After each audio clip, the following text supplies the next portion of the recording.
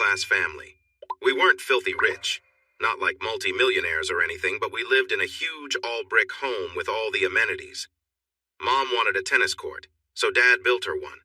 They both loved horses and owned 4, which were stabled on my grandfather's farm, 2 quarter horses, a pinto, and an Appaloosa. My dad, Andrew Davenport, is the COO of Donner Paints, Inc., which manufactures a variety of paint products. Donner Paints isn't one of the big 3 paint manufacturers, but is still a very large corporation competing in the top 10 in nationwide sales with numerous distributors.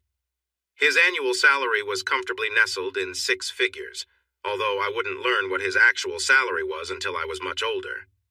The plant employs close to 250 workers. I was oblivious of my parents' favoritism for several years. My older brother by 18 months, Brandon Andrew Davenport Jr., proudly bore my father's name. I didn't have a problem with that. My father went by Andrew, so they called him Brandon. My name was less auspicious. I was born prematurely at 4 pounds 8 ounces with a cute cherub face, I was told. Mom argued that since my dad had named my brother, it was only fair that she name me. To keep the peace, he conceded. I wish he hadn't.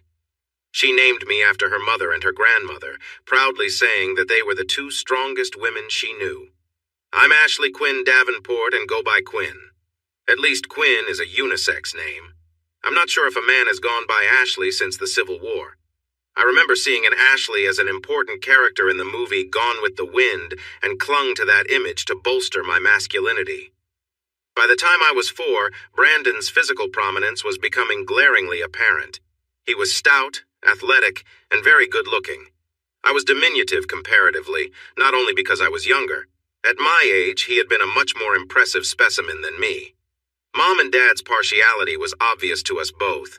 Birthdays and Christmas were exceptionally exciting times for my brother, who invariably received more than he asked for, while I received about half of my wish lists. But if we were going out to eat as a family, Brandon was asked where he'd like to go, and that's where we went. When I attempted to preemptively offer a suggestion before Brandon was asked, Dad or Mom would smile and say, "Let's see where Brandon wants to go." And that was that. For as long as I can remember, my parents invited all of our extended family to our home every spring, summer, and fall for family picnics/parties.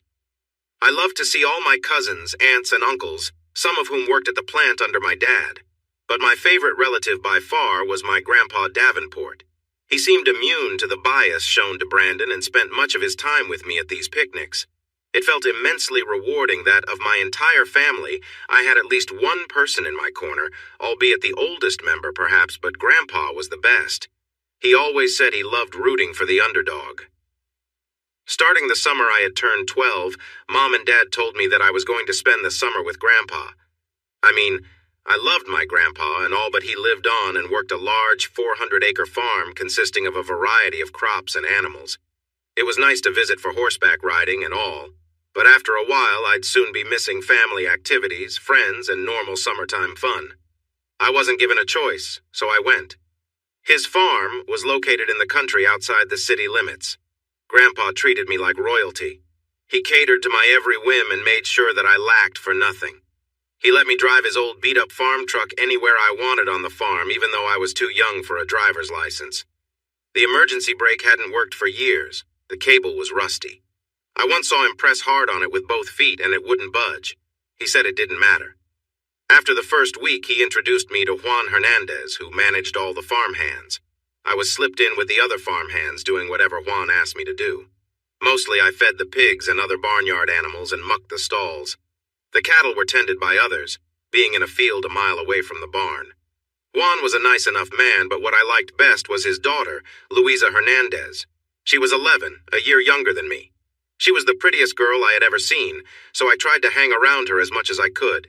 She helped me better understand and appreciate the way of life as a farmer. Once our chores were done, Luisa and I would often saddle up 2 horses and ride the farm boundaries together, checking the fences. We rode the quarter horses because of their easygoing temperament. Mine was the chestnut. We both looked forward to those rides when the weather was nice. For some reason, Luisa looked even better on a horse. We spent a lot of time brushing them down. Aside from horseback riding, Luisa was a runner. I was amazed at how that girl could run. For fun, she'd challenge me to foot races, and I never stood a chance. More than a few times, I'd follow her on horseback as she would hone her cross-country running skills. She reminded me of the character in the movie Chariots of Fire. She was a natural. On rainy days, I'd drive her around the farm in Grandpa's old farm truck for fun. In junior high school, Brandon played football and basketball.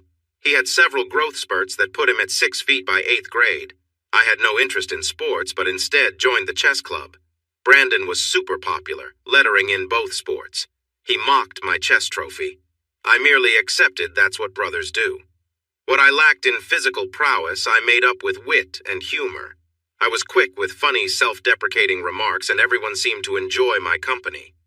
Brandon resented my growing popularity, but knew I'd never rise to his level, so he left me alone. Still, every summer, like clockwork, I was banished to Grandpa's farm. Don't get me wrong, I dearly loved him. He treated me more like a son than a grandson, but I wondered why Brandon never had to go to the farm. Life was never fair. High school was a whole new world. Brandon was now 6 feet 3 inches tall, with a muscled, robust body somewhere between Adonis and Hercules. His chiseled good looks drew the attention of every female within eyeshot. His strength made him the team captain. I must admit I was jealous of how well-liked Brandon was by the girls. He constantly dated but never had a steady girlfriend. He didn't need one. Nearly every girl in the school thought he was a dreamboat. During my junior year of high school, Jenny Creedmoor and I became fast friends working together on the yearbook committee. She was in on planning and design while I was one of 2 designated candid photographers. She was also a cheerleader. I was surprised to merit her attention in any way. I was barely average looking, unlike my brother. Unfortunately, my growth spurts never matched his. I topped out at 5 feet 6 inches. I was only an inch taller than Jenny, but still respectable. I'd seen Brandon as a senior ask many girls out casually, but I was sweating as I finally developed the nerve to ask Jenny out on a date. I nearly passed out when she said yes. After a couple of months, we were both smitten with each other. I asked her to go steady with me, to be my girl exclusively. She happily agreed as I slid my class ring on her finger. We frequently went out and talked often about our long-term future together. We agreed that after we both turned 18 during our senior year, we'd then give each other the gift of our virginity. At the end of that school year, my parents made a big production of Brandon's high school graduation. They wanted the whole family to attend his ceremony and honor his accomplishment, though he graduated with only a 2.4 GPA when he walked across the stage to accept his diploma. All the girls went crazy, applauding and cheering for him. Later that same afternoon, Dad drove us all to the VFW facility where he had rented their huge dance hall for Brandon's surprise graduation party.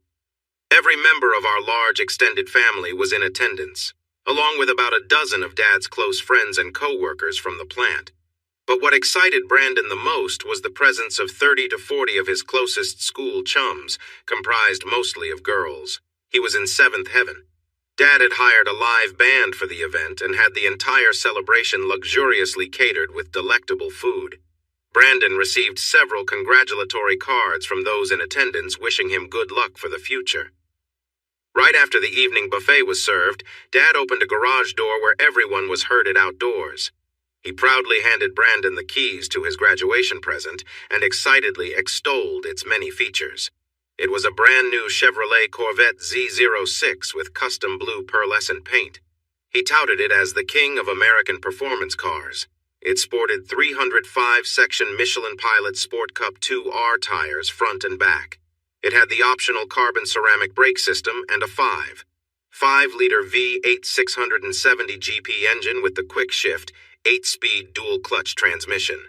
This baby goes from 0 to 60 in 2.6 seconds. My brother was super elated to receive this gift. He immediately took my parents for a spin in it, but sternly informed me that I wasn't allowed to ever touch his new car. I was relieved. I wanted nothing to do with it or anything associated with him, and walked away with a grin on my face. While he was test driving his new wheels with Mom and Dad, I looked up his car online with similar features. MSRP was close to $75,000 for the car alone. When all the options and customizations were added in, it easily topped out at around $90,000. That was encouraging. I aspired to receive something similar when I graduate. I still had one more year to go. The best thing was, I was very much looking forward to spending another summer at Grandpa's farm this year. For the past 3 summers, Grandpa had surprisingly placed me in charge of the entire farm workforce. Over the years, he'd taught me every aspect of the farm that needed tending to, and trusted that I'd direct everyone to keep the farm running smoothly with my guidance. Juan Hernandez, the farm foreman who usually operated under the supervision of my grandpa, readily accepted my authority, and we kept the farm running efficiently. It didn't seem to bother him a bit that a teenage boy, young enough to be his son, was the summer boss. I had made fast friends with everyone who worked under my grandpa, and we all got along famously. Summers were extremely busy for us all with vegetable harvesting, pest control, fertilizing, and tending the orchard. I asked my grandpa once why he asked only for my help every summer and never Brandon. His vague reply was that I was a natural. Brandon doesn't have what it takes. There were times that I longed to be more than just a natural-born farmhand, but I never spoke a word of complaint to my grandpa. When I returned home from the summer at the farm, Brandon was packing to go to college. My parents somehow managed to get him enrolled in George Washington University in Washington, D.C. in their 4-year degree program in business administration. I looked them up. Annual costs would be over $40,000 per year. That ignited my excitement about where I may end up going after I graduate high school. Even if I was sent to George Washington University along with Brandon, it was a big campus. We could avoid each other and both come out with business degrees. That would nicely prepare us both for management positions in Dad's company. I was sure that Brandon was being groomed for that. My senior year in high school sailed by as smoothly as silk in Brandon's absence. Even though I wasn't a jock, I was still exceptionally popular due to my affability. I always showed great interest in anyone I was with at the time and did my best to treat others as I wanted to be treated. Many expressed how different I was from my brother and loved my lack of arrogance that he capitalized on. I had turned 18 years old back in February. Jenny's 18th had been in April of that year. The senior prom was to take place on May 25th. Jenny and I had not been intimate yet. We both decided to wait until prom night to give ourselves to each other. It would be a night we'd never forget for as long as we lived. During our senior year, Jenny and I had a standing date every Saturday night. Very often we'd go out Fridays as well, depending on her family's plans. They seemed thrilled that Jenny had latched on to me. I had purchased a ring for her and was planning to propose on prom night in front of her family while we were all dressed up. Of course, the wedding would wait until after we both graduated. I'd already spoken with her father, seeking his approval. He gave me his hearty endorsement. After all, I was the son of a well-to-do family, and they were struggling. I had made reservations at a very expensive restaurant for prom night with firm plans to make her my fiancée that very night. "Hey, Jenny, it's me. I know I don't have to because we have a standing date night, but I wanted to make sure we're still on for this Saturday night." I had purchased the ring that day and was very excited to see her without letting the cat out of the bag. "Hi, baby. Oh, I'm so glad you called. I almost forgot. 2 of my girlfriends are coming over to give me a perm. One of them is trained and the other wants to learn. So we thought this would be a fun opportunity for them to get more experience and for me to save some money. Would that be okay with you, honey? I meant to mention it to you before, but it slipped my mind until just now." Disappointed, I replied, "Sure, I understand. We'll have other Saturday nights. I may just call my friend Brian and catch a movie or something that night."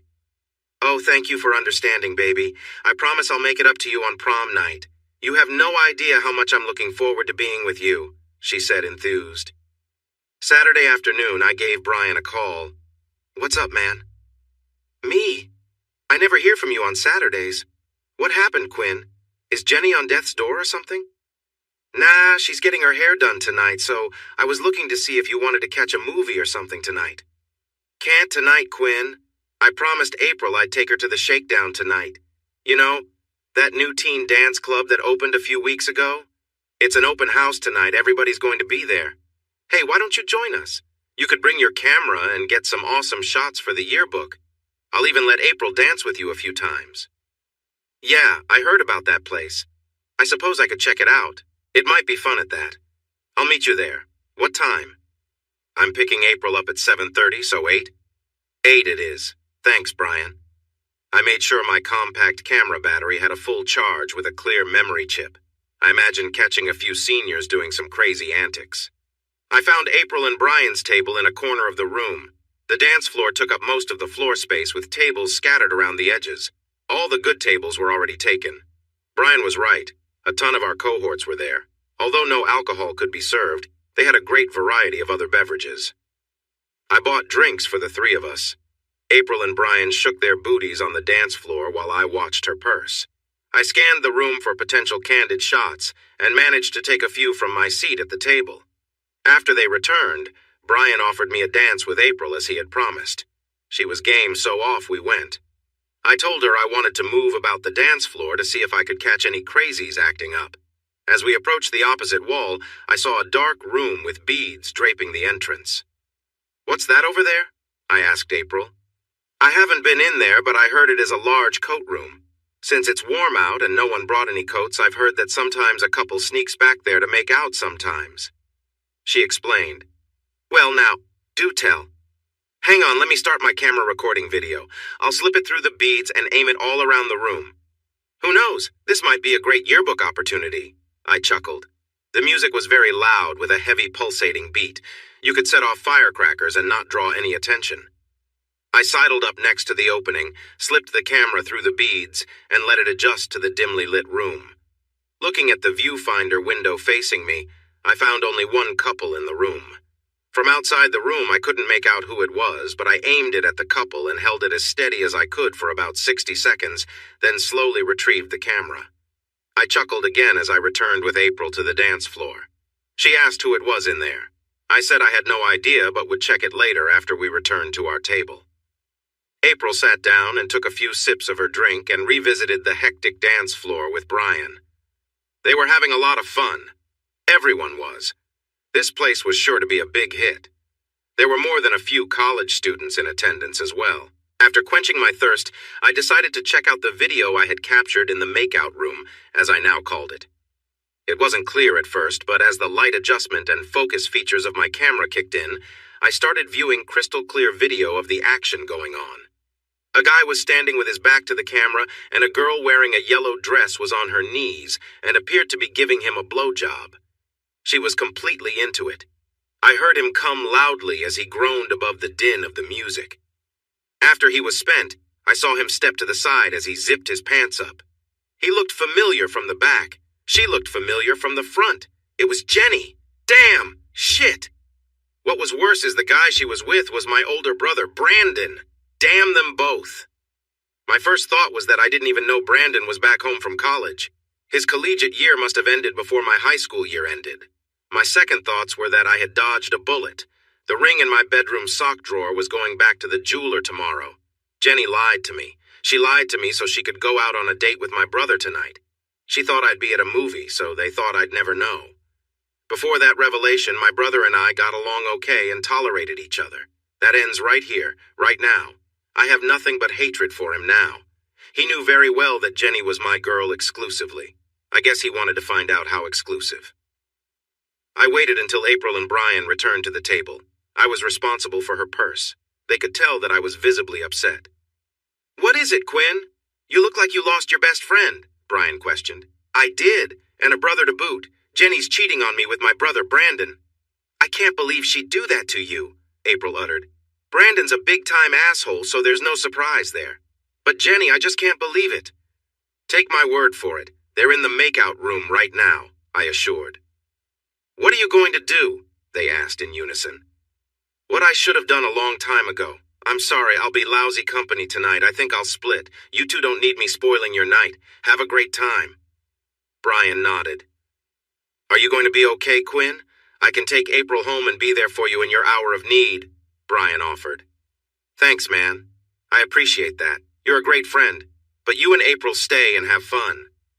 I made my way across the dance floor back to the makeout room. I slipped inside as unnoticeably as I could.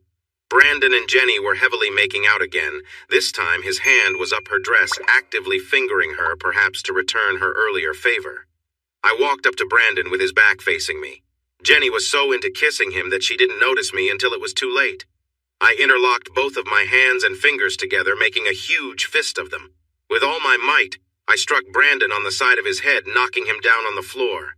Without wasting a moment, I grabbed Jenny's hand and quickly slid my class ring off her finger. As I dropped it into my pocket, I asked, "How's the perm going, Jenny? Your hair looks nice. You did all this for me? We're done. Don't ever speak to me again, ever," I seethed. "I'm getting the hell out of here," I said as I made a quick exit. When Brandon finally got his wits about him, he started yelling. I heard Jenny scream my name, sobbing. I wonder what she's going to tell her parents about our breakup. If they press me, I'll be more than happy to share the video with them. I rushed home and uploaded a backup copy of the video to an online email account that I alone knew about. I knew Brandon was going to complain about me blindsiding him to my parents. Before the golden boy could get there, I preemptively made my case for what little it was worth, so they could see that, in my view, I had a reason for my actions. I showed them the video recording. "Quinn, that's disgusting. Are you some kind of pervert? Who records something like that? Delete that memory chip this instant. This instant, do you hear?" my mother demanded. "Mom, I'll do as you ask under one condition. You'll do it because I said so. But what is your condition?" "If you and Dad will both admit that I had a legitimate reason for doing what I did tonight.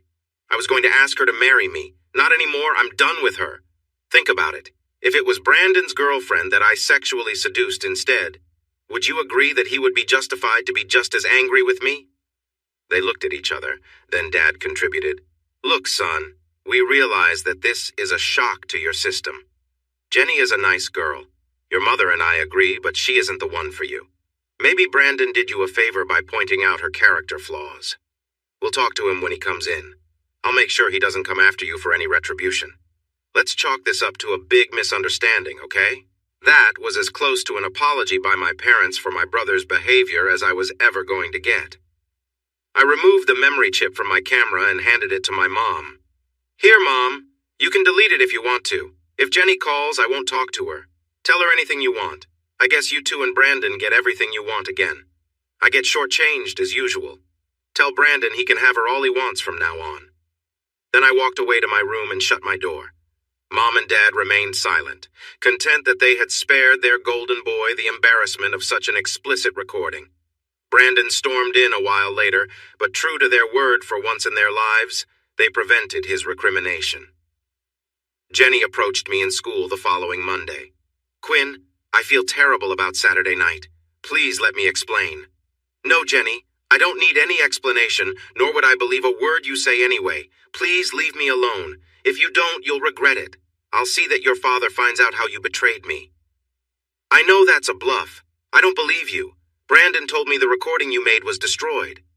"Try me," I said as I walked away. And try, she did. Her father called me 4 days later asking what happened between Jenny and me. She had told him I broke up with her for no reason except that someone was telling lies about her, indicating that she was unfaithful to me. She postulated that another girl may be trying to steal me away from her. I sent him a copy of the recording. I never heard from her or her family again. The last few days of school, Jenny was around, but thankfully, she avoided the crowd I hung out with. I tried to be the bigger person. Although I could have trashed her reputation, I didn't. When my friends asked why we broke up, I said only that we disagreed on some important issues and left it at that. I didn't want to destroy her. I just wanted her out of my life. I realized that for the first time in a long while, I no longer had a girlfriend. Louisa would have occupied that slot nicely, but that was not in the cards. I hung out with my friends. Many of us went to the Shakedown Club for a night of fun. I never lacked a dance partner. Other guys trusted me with their girls on the dance floor because they knew me to be a person of integrity. But when it came time for the senior prom, I decided to make lemonade out of a lemon. I received Juan's blessing to ask Louisa to be my date for the event, and we had the most incredible time together. As she matured, she had become a raven-haired version of beautiful athlete Paige Van Zandt. She was a vision of beauty that floated like an angel. She told me that her amazing dress was a gift from my grandpa. I made a mental note to thank him later. My high school graduation was only 10 days away. I finished my exams and did very well. I focused intently on my studies now that Jenny was no longer a distraction.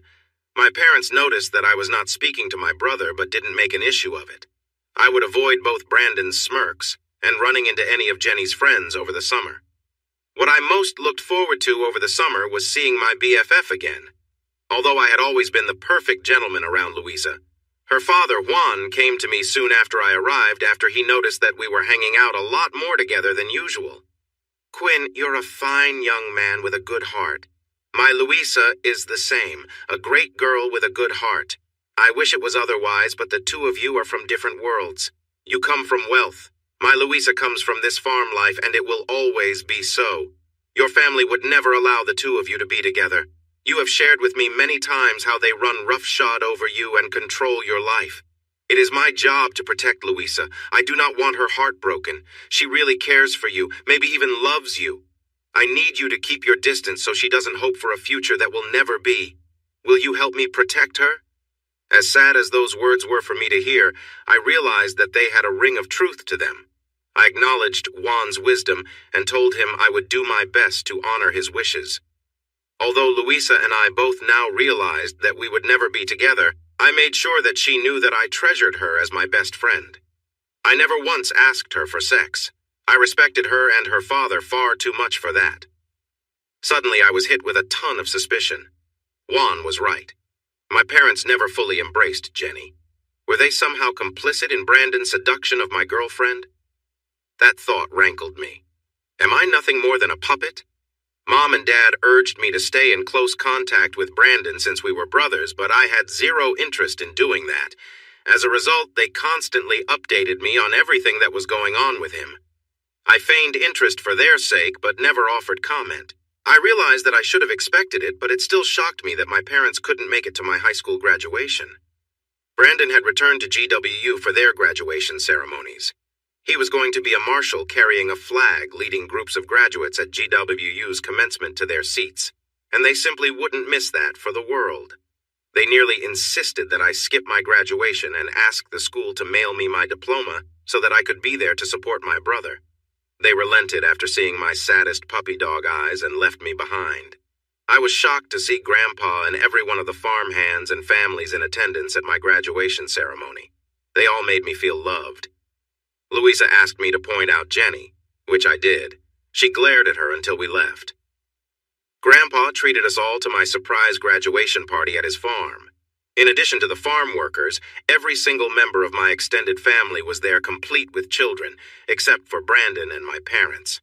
Not a single person asked me about them. I thought that was odd. There must have been 100 people in attendance. The party went on all afternoon and included a huge barbecue dinner. Everyone was stuffed. I received numerous gifts and dozens of cards loaded with money. I thanked everyone for their kindness and generosity. I was the life of the party and kept everyone in stitches laughing at my jokes and antics.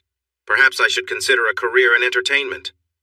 When my parents finally returned home from Washington, D.C., Dad called me outside to unload their car. It was then that I saw another vehicle parked there. Mom and Dad were beaming as he handed me the keys. "It's all yours, son. This Nissan Versa is only 3 years old, so much of its depreciation has already occurred. It's safe and reliable and should hold its value well. We hope you enjoy it, son. Happy graduation. The smallest Zephyr would have blown me over. It wasn't even new. A 3-year-old used white Nissan Versa? Really? That was the best they could do for me?" The paint was scuffed and scratched in several places. Now I'm not knocking the car by any means. It looked drivable, but compared to the 90 grand custom car Brandon received last year, I was hoping for a little something more than the 13 grand used car they were giving me. He graduated with a 2.4 GPA while I earned a 3.8. In what world is this fair? I couldn't help it. Tears pooled in my eyes and ran down my cheeks. Mom hugged me. "Oh, Quinn, honey, we can see that you're choked up after receiving such a nice graduation present. No other thanks are needed. Your father will bring our bags inside. Why don't you take it for a drive now and show it off to your little friends? Oh, and don't forget, starting tomorrow, your grandpa expects you to be at the farm for the summer. I'll go pack your suitcase while you're out taking a joyride in your new car." I said nothing, not even thank you. Mine weren't tears of joy, as she surmised. They were tears of humiliation and disappointment. Never had the reality of their favoritism toward Brandon been so starkly presented as was demonstrated that day. "I don't want to disappoint Grandpa, Mom, so I'll go ahead and pack my suitcase now and get going this afternoon." I'm sure you two could use some rest after your trip. I don't need to test drive the car first. I'm pretty sure it will get me to Grandpa's farm without breaking down. Mom furrowed her brow, unsure how to take my comment. It didn't matter. I was sure they'd rather me be gone today than wait until tomorrow. But your father and I wanted to take you out to eat at the Golden Corral to celebrate your graduation since we missed it. Just the three of us. Another slap in the face. Just my parents and me at the Golden Corral versus Brandon's 100-plus party at the VFW hall? Am I not their child too? Did someone just abandon me on their doorstep? That might have made sense, but I've seen my birth certificate. No need to go to all that trouble just for me, Mom. Grandpa took me out to eat on my graduation day, so it's already been celebrated. I'll get packed quickly and be gone before you know it. Mom again furrowed her brow at my rejection of going out with them. Well, if you've got your mind set on getting out there sooner, we don't want to stand in your way. Your father and I have discussed where we think best for you to go to school this fall. We'll talk more about it at summer's end when you return. After the disappointing car gift, I had no reason to hope of being sent to GWU with Brandon to pursue a BA degree. I pushed all hopes to the back of my mind to avoid thinking about another letdown. Though I arrived early, Grandpa was elated to see me. He was much more of a loving parent to me than Mom and Dad combined. Not only that, but I couldn't wait to catch up with Louisa if I could catch her. Her running skills had improved even more. She was the star of her school's track team and had won many trophies. Sometimes she'd let me win a foot race to assuage my ego. She was the kindest girl I had ever met. We saddled up and were soon roaming the many fields of the farm. That summer was one of the best of my life. I don't think I drove my Nissan a single time over the summer. Grandpa insisted that I drive his Cadillac anywhere I needed to go. After Juan's admonition, I played it straight with Louisa. I told her of her father's concerns, and she disappointedly understood. We both avowed to be each other's besties, regardless of whether or not we could eventually marry, but we did discuss what we valued in a potential mate. There was no doubt we loved each other, but recognized the limitations we both faced. There was an abandoned quarry about 15 minutes from the farm. Everyone in high school and college had been there to party and make out. The owners got wind of the activity and pumped the water out at regular intervals to prevent its popularity as a swimming hole. They didn't want liability for drowning incidents. I took Louisa there more than once for a picnic. All of the farm hands worked their hearts out for me that summer. Grandpa asked me what I had said to them to motivate them to such an extent. Productivity on the farm had increased by nearly 20%. I told him that I merely treated them as I would like to be treated myself. His knowing smile and pat on my back were reward enough. I had pleased my grandpa. I didn't realize how much about life I was learning from this amazing man without taking a single class. At summer's end, I returned home. Brandon was there, of course, preparing to leave for his second year at GWU. After he said his goodbyes and headed down the road in his impressive performance car, Mom and Dad finally sat me down for a talk. Quinn, your mother and I have given a lot of thought about your continuing education, my father began. You've expressed your desire to follow in your brother's footsteps and join him at GWU. Your mother and I fear that you may be setting your sights a bit too high, and think it best that you start off a bit simpler before jumping off the deep end. What do you mean, Dad? Didn't you see my report cards? I made much better grades than Brandon. There's no way I wouldn't be able to do as well, if not better than him at GWU. Quinn, don't you think it's a bit arrogant to point out the differences in your grades? You don't need to put your brother down to try to make yourself look better. It's not very becoming, and quite honestly, I'm disappointed that you even brought it up. There's much more to life than just making decent grades. Your brother has other qualities that will carry him far in life, qualities that you, quite frankly, don't possess. That's why he is where he is. Your mother and I have enrolled you in Grandview Community College. It's local, only 15 minutes from here, so you can drive to your classes every day and return home where you'll be safe and sound to do your homework. Community college? Really? That's the vision you and Mom have for me? They don't even offer 4-year degrees. The best they have to offer is 2-year associate degrees in a very limited range of programs. I hear they have a great 2-year associate degree program in sewing and fashion design. Is that what you had in mind for me? No need to get snippy with me, Quinn. They also have an excellent program for dental hygienists. What about that?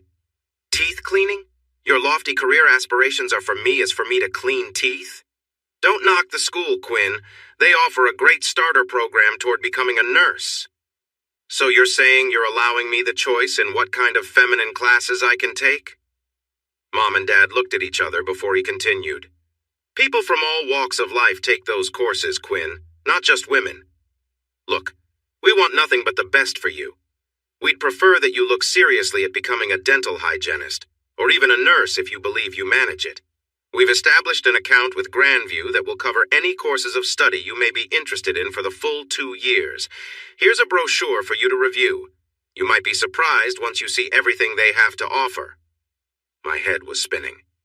Like Brandon, my long-range plans are to come work for you at the plant, Dad. That's the only career I've ever contemplated, to be honest. The courses you suggest I take would steer me away from working there. Are you saying that you don't want me working with you? Am I not good enough? No, Quinn, that's not it at all. Of course you're good enough. Look at it like this. If you start with me at the plant, you'll most likely start at the bottom, and it may take you many years to work your way up. It'll be long days of hard work, Quinn, and with someone of your delicate constitution, your mother and I aren't sure that would be the best fit for you. Delicate constitution? Face the facts, Quinn, my mother chimed. You don't have the same physical constitution as your brother. No one expects you to compete against him. It wouldn't be a fair fight. Life is not about everything being fair and equal from every person's perspective. It's just life. We all play our hand from the cards we're dealt. Give Grandview a chance, please, sweetie. I silently walked away from them and shut my bedroom door to keep my head from exploding. So I'm just an inferior specimen to them, huh? At least I'm clear about where I stand in their eyes.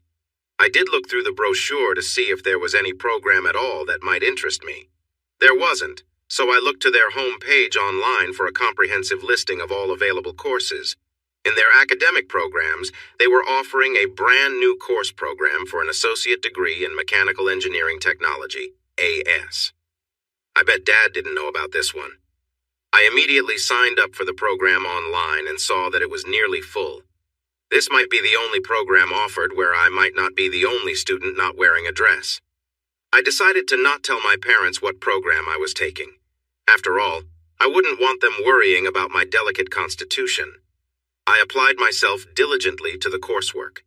The comprehensive program covered the basics of multiple mechanical disciplines. I found it fascinating. I had visited Dad's plant many times and had seen many of the types of machines and mechanical principles employed there. My first semester in the community college was flying by. I was flourishing. Even the atmosphere at home was much better for me with Brandon's absence. About halfway through my first year, I was seated in the cafeteria having lunch with about 20 friends. I was very gregarious and made friends easily. We were often asked to be quieter because of the constant laughter erupting from our group. I still wasn't dating other than the group date forays we often took together. Grandview's enrollment was 80% female and our group was representative. Suddenly in walked a gorgeous woman, and she seemed to be heading my way. She stopped, standing right between my chair and Kelly's, who was one of the sweetest girls in our group. Excuse me, everyone here seems to be having the best time, so this seems to be the place to be. Would you mind terribly if I joined your group? I don't know many people here yet and would love to make new friends. Her voice was that of an angel. To me, she appeared to be a golden blonde version of pop superstar Selena Gomez. She was adorably cute and beautiful at the same time. Her infectious manner immediately drew everyone in, including me. Sure, Kelly replied. There's always room for one more. Quinn, why don't you scoot over just a bit and I'll do the same. Kelly slid over an empty chair between us, encouraging the new transfer student to take her place among us. Why, thank you so much. I'm Faye Dunham. I'm usually nervous about making new friends, but somehow I managed the courage to ask if I could join you. And that's how Faye Dunham effortlessly wandered into my life. Everyone else in the group loved her personality. She had a knack for asking just the right questions, proving her interest in others, and was immediately adopted.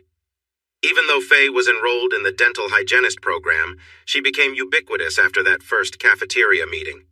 Although we only shared 2 classes, English and math, she would mysteriously appear at my side as I made my way to my other classes unrelated to hers. I was no fool. Her attraction to me was evident, and every guy in the school, including me, was attracted to her. There's something infectious when you learn of another person's interest in you, especially if they're stunning.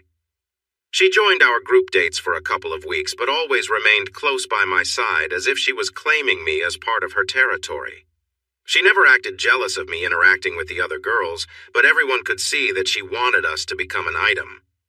When I finally asked her out on a one-on-one date, she eagerly agreed.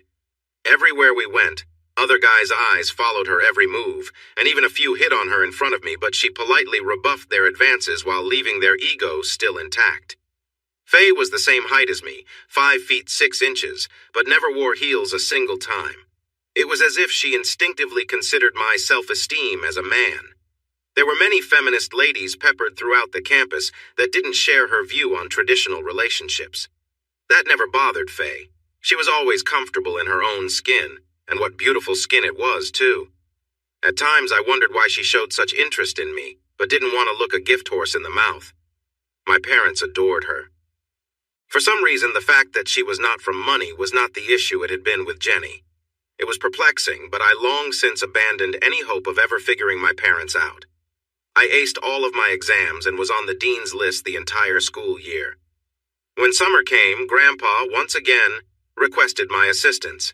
I realized that this may be the last year that I would be able to help him over the summer, as once I graduated next year, I would be going to work full-time and no longer have the freedom my youth afforded me. However, every weekend I took Faye out on a date. On top of that, we talked on the phone nearly every day. She spent a lot of time at my parents' place. It was as if they had already accepted her as a full-fledged member of the family. Louisa was happy for me to have found someone serious to potentially become an important part of my life. Faye may now be the love of my life, but Louisa will always be my very best friend. The strangest aspect of my life now was the dramatic change in my brother's behavior. Upon his return for the summer, he made a huge gesture, giving me a sincere and contrite apology for how he had treated me over the years. Something must have happened at college because he seemed to be a changed man. It was as if the seed of hope was breaking through the soil and into the light.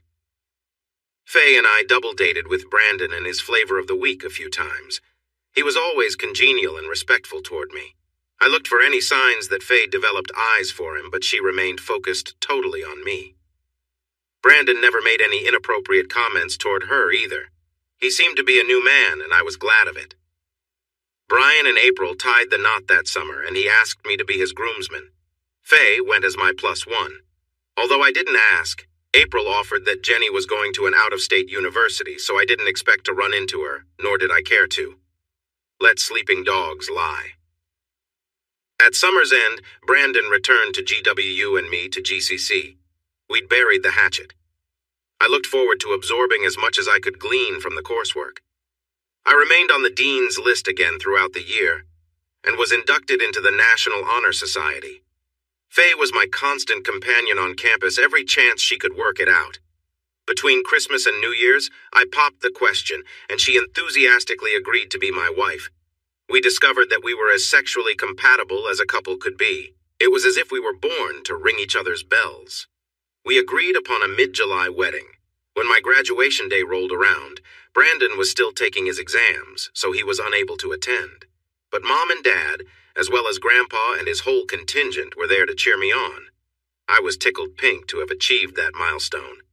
Grandpa insisted on holding my graduation celebration at his farm once again, and it was very well attended. It was a happy time in my life. I pulled Dad aside and talked with him a bit about starting work at the paint plant. I was looking forward to making my mark on the world. Quinn, I'm still unsure if working there is the best thing for your long-term future, but I won't stand in your way. If you're certain that's what you want to do, I'll speak to the department heads this week and see where the greatest need is that you may be a good fit for. Well, since I have this degree in mechanical engineering now. Associate degree, my father corrected. Yes, since I have this associate degree in mechanical engineering and I graduated with honors as everyone could see, I'm anxious to put my new skills to work and help you with the business any way I can. Okay, Quinn. I'm disappointed that you have set your sights on work that you may not be suited for. But if that's what you truly want, I'll let you know what your options are with Donner Paints so you can make an informed decision. I promise you won't be sorry, Dad. You'll see. A week later, Dad and Mom came into my room with the information I'd asked for. Mom began, "Sweetie, is there nothing we can say to get you to change your mind about working at the plant? Your dad tells me that it's awfully hard and monotonous work. You could get hurt easily, and your father and I would never forgive ourselves if something bad happened to you while trying to fit in where you don't belong." "I'm sure, Mom. If I ever change my mind, I'll let you know. But for now, there's nowhere else I'd rather be than working alongside my family." Dad advised, "Quinn, I think you're crazy for even considering working for Donner Paints. I've got a bet with your mother that you won't even last a year there. You'll have to start at the bottom and work your way up. I can't allow anyone to think that you get special treatment or privileges just because you're related to me. If anything, it will be harder for you because of our relationship. There are 10 positions you'll need to work through to even get a crack at any kind of management job. You'll work approximately 16 to 18 months in each one before moving on to the next. Your starting wage will be $15, 00 per hour. At each move up the ladder, your pay will increase by $1 per hour. You will start loading labels into the machine working on the conveyor line. The labels are automatically applied to the paint cans as they come off the line. Your job will be to make sure the line never shuts down because you can't keep up. It saddened me that my 2-year degree didn't afford me a better starting opportunity, but I asked for this, so I needed to buckle down and jump in with both feet without complaint. "Fine," I agreed as I shook Dad's hand, sealing the deal. "I'll be there bright and early Monday morning to get started." "Instead of jumping in so soon, why don't you wait until after returning from your honeymoon after the wedding? It wouldn't look good for you to ask off so soon after starting work." "That makes perfect sense. Thanks, Dad and Mom." The wedding went off without a hitch. Faye's parents couldn't afford the full expense of the wedding she wanted. My parents happily chipped in whatever funds were needed to make up the difference. I was shocked to see them being so helpful with our life journey together. Brandon proudly served as one of my groomsmen. My grandfather gifted us with a 2-week Caribbean cruise for our honeymoon. It was a luxurious affair. I'd never been happier in all of my life. After we returned, Faye started work at Peterson Orthodontia as an oral hygienist. It's more tedious cleaning teeth through and around braces, but the pay is more than twice what I was bringing in. They started her at $28, $50 per hour compared to my paltry $15, 00 hourly. But our combined incomes put us at $90 grand per year. She said our disparate incomes did not bother her in the slightest, as long as we were together. We were able to purchase a decent starter home in a suburb between both of our jobs with an affordable $1,800, 00 monthly mortgage payment. Faye had taken out a student loan to get her degree, so we had to also begin paying that back. I began cutting my teeth on the labeling process at the plant. I had to stay on my toes to keep up with the line. Dad was right. It was tedious and monotonous work. After 3 months there, everyone near me on the line was exceptionally friendly. They'd expected me to be arrogant or condescending. They discovered how open, honest, and funny I was to be around. I was one of the gang and was treated with their respect. I came home tired at the end of every day, but Faye always managed to rev my motor up until we fell asleep exhausted after our frequent sex sessions. I was truly a lucky man. However, the more I worked on hand-loading the labels into the machine, my mind pictured a mechanical way to accomplish the process which would increase speed and reduce labor. I shared my ideas with Stan, my supervisor. I asked him if I could work long lunches in the maintenance area every day on my project to see if I could build my vision to save time and money. He liked me so well he didn't even ask his boss. He gave me the go-ahead and shifted another worker to my position while I was tinkering. Within 3 months, the maintenance staff was so excited about my project that they scheduled their time to integrate it into the machine while the conveyor was down next for its next major cleaning. To everyone's amazement, it operated flawlessly. The speed of automatically loading the labels into itself matched the speed of the conveyor. All I needed to do was place a pallet of labels next to the automated loader and off it went. Stan went on to explain in detail how the other processes worked on the conveyor line, but after 17 months, I was transferred to the receiving department and received my dollar increase. At about this same time, Faye announced that she was pregnant. We had talked about starting a family, but had not agreed upon the timing yet. Of course, we were living proof that the pill is not 100% effective. However, I was thrilled to become a dad. Our precious little daughter, Tamara Davenport, came into the world with a full set of lungs on her. Faye and I couldn't have been prouder parents. Her parents and mine were delighted with her arrival. Tamara was a dearly loved child. Brandon was graduating with his business administration degree from GWU. We all attended his graduation ceremony. After we brought Tamara home, he often brought over many stuffed animals to adorn her baby room and assumed his role perfectly as her adoring uncle. Life was good. But then came the shock. I should have anticipated it. I should have known from experience that leopards don't change their spots. Brandon was given a job within the company as Chief Administrative Officer, reporting directly to Dad. He was the head of all of the department managers. His job description was to help our company improve its performance by reviewing processes, developing new policies, and managing projects. In essence, he was my boss's boss, with a starting salary of $134,000, 4.5 times my annual income.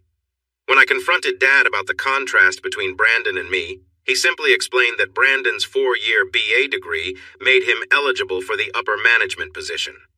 He said also that I should be proud of my brother's accomplishments, saying I was over-expecting my ambitions within the company given my limited capabilities. He urged me to look elsewhere if I was unhappy with my present situation. I was determined to prove my worth in my father's eyes. I don't know why, but I was driven to attain parental approval. Surprisingly, Brandon never lorded his position of authority over me as I had expected him to do. On the contrary, he was always quite nice to me. I have no idea what induced his change for the better, but I warmed to his newfound maturity. We grew even closer as a result. During my time in the receiving department, storage space for pallets of powdered ingredients utilized for paint mixes was at a premium. We had plenty of large tanks in the basement to dump and hold the various latex and alkyd liquid ingredients, about 12 in all. Pallets of bags of chemicals used took up all of the floor space.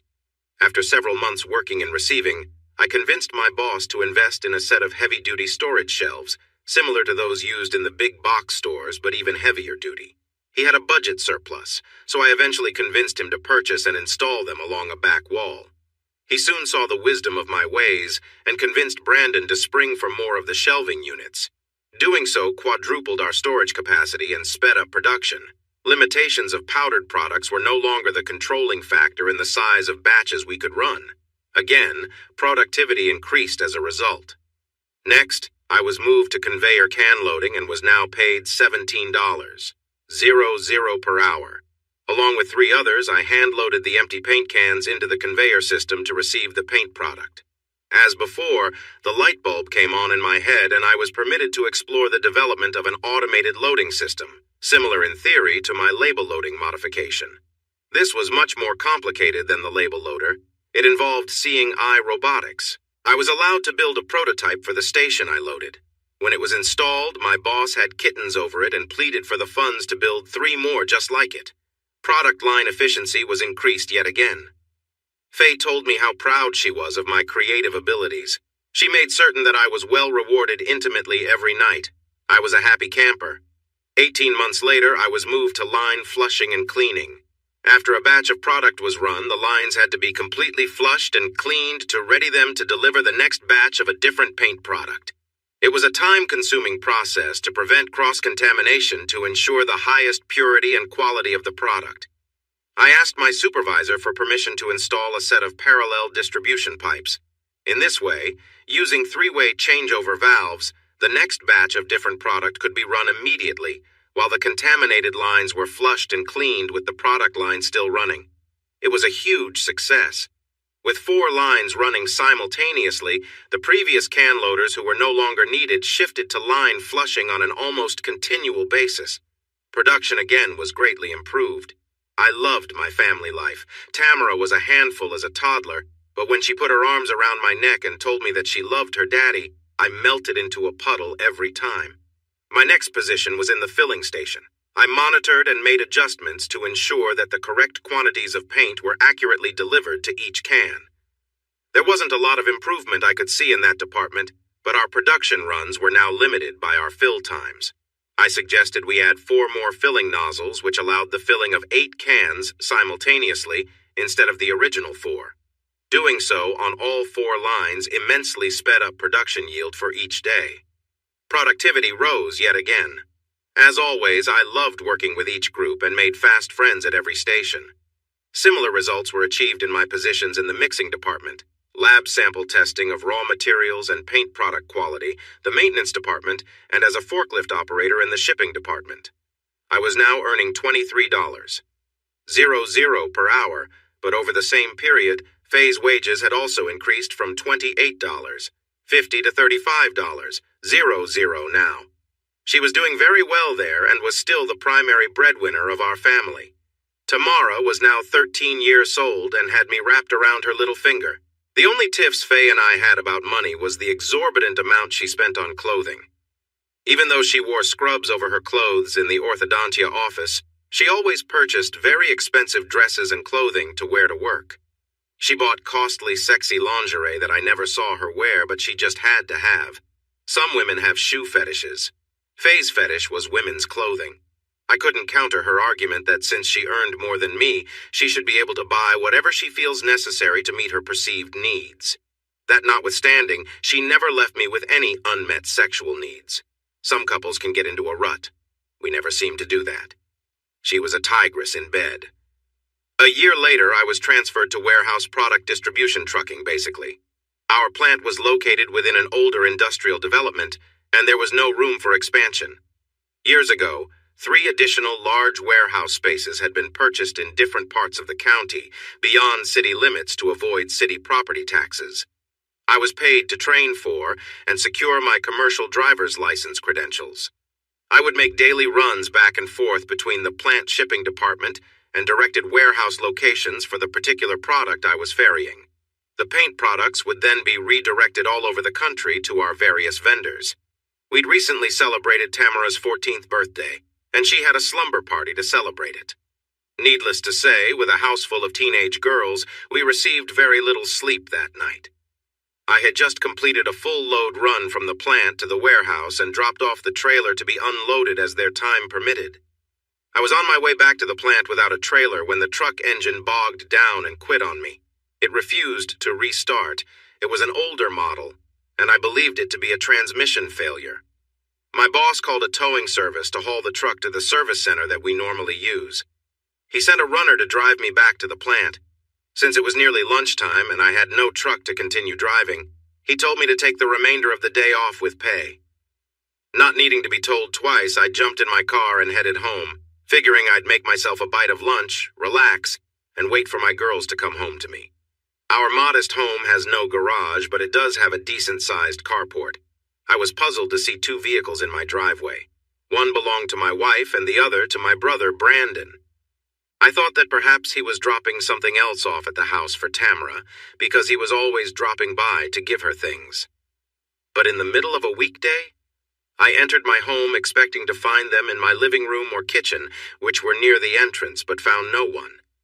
Rather than call out to them, I instinctively performed a quiet search due to my befuddlement.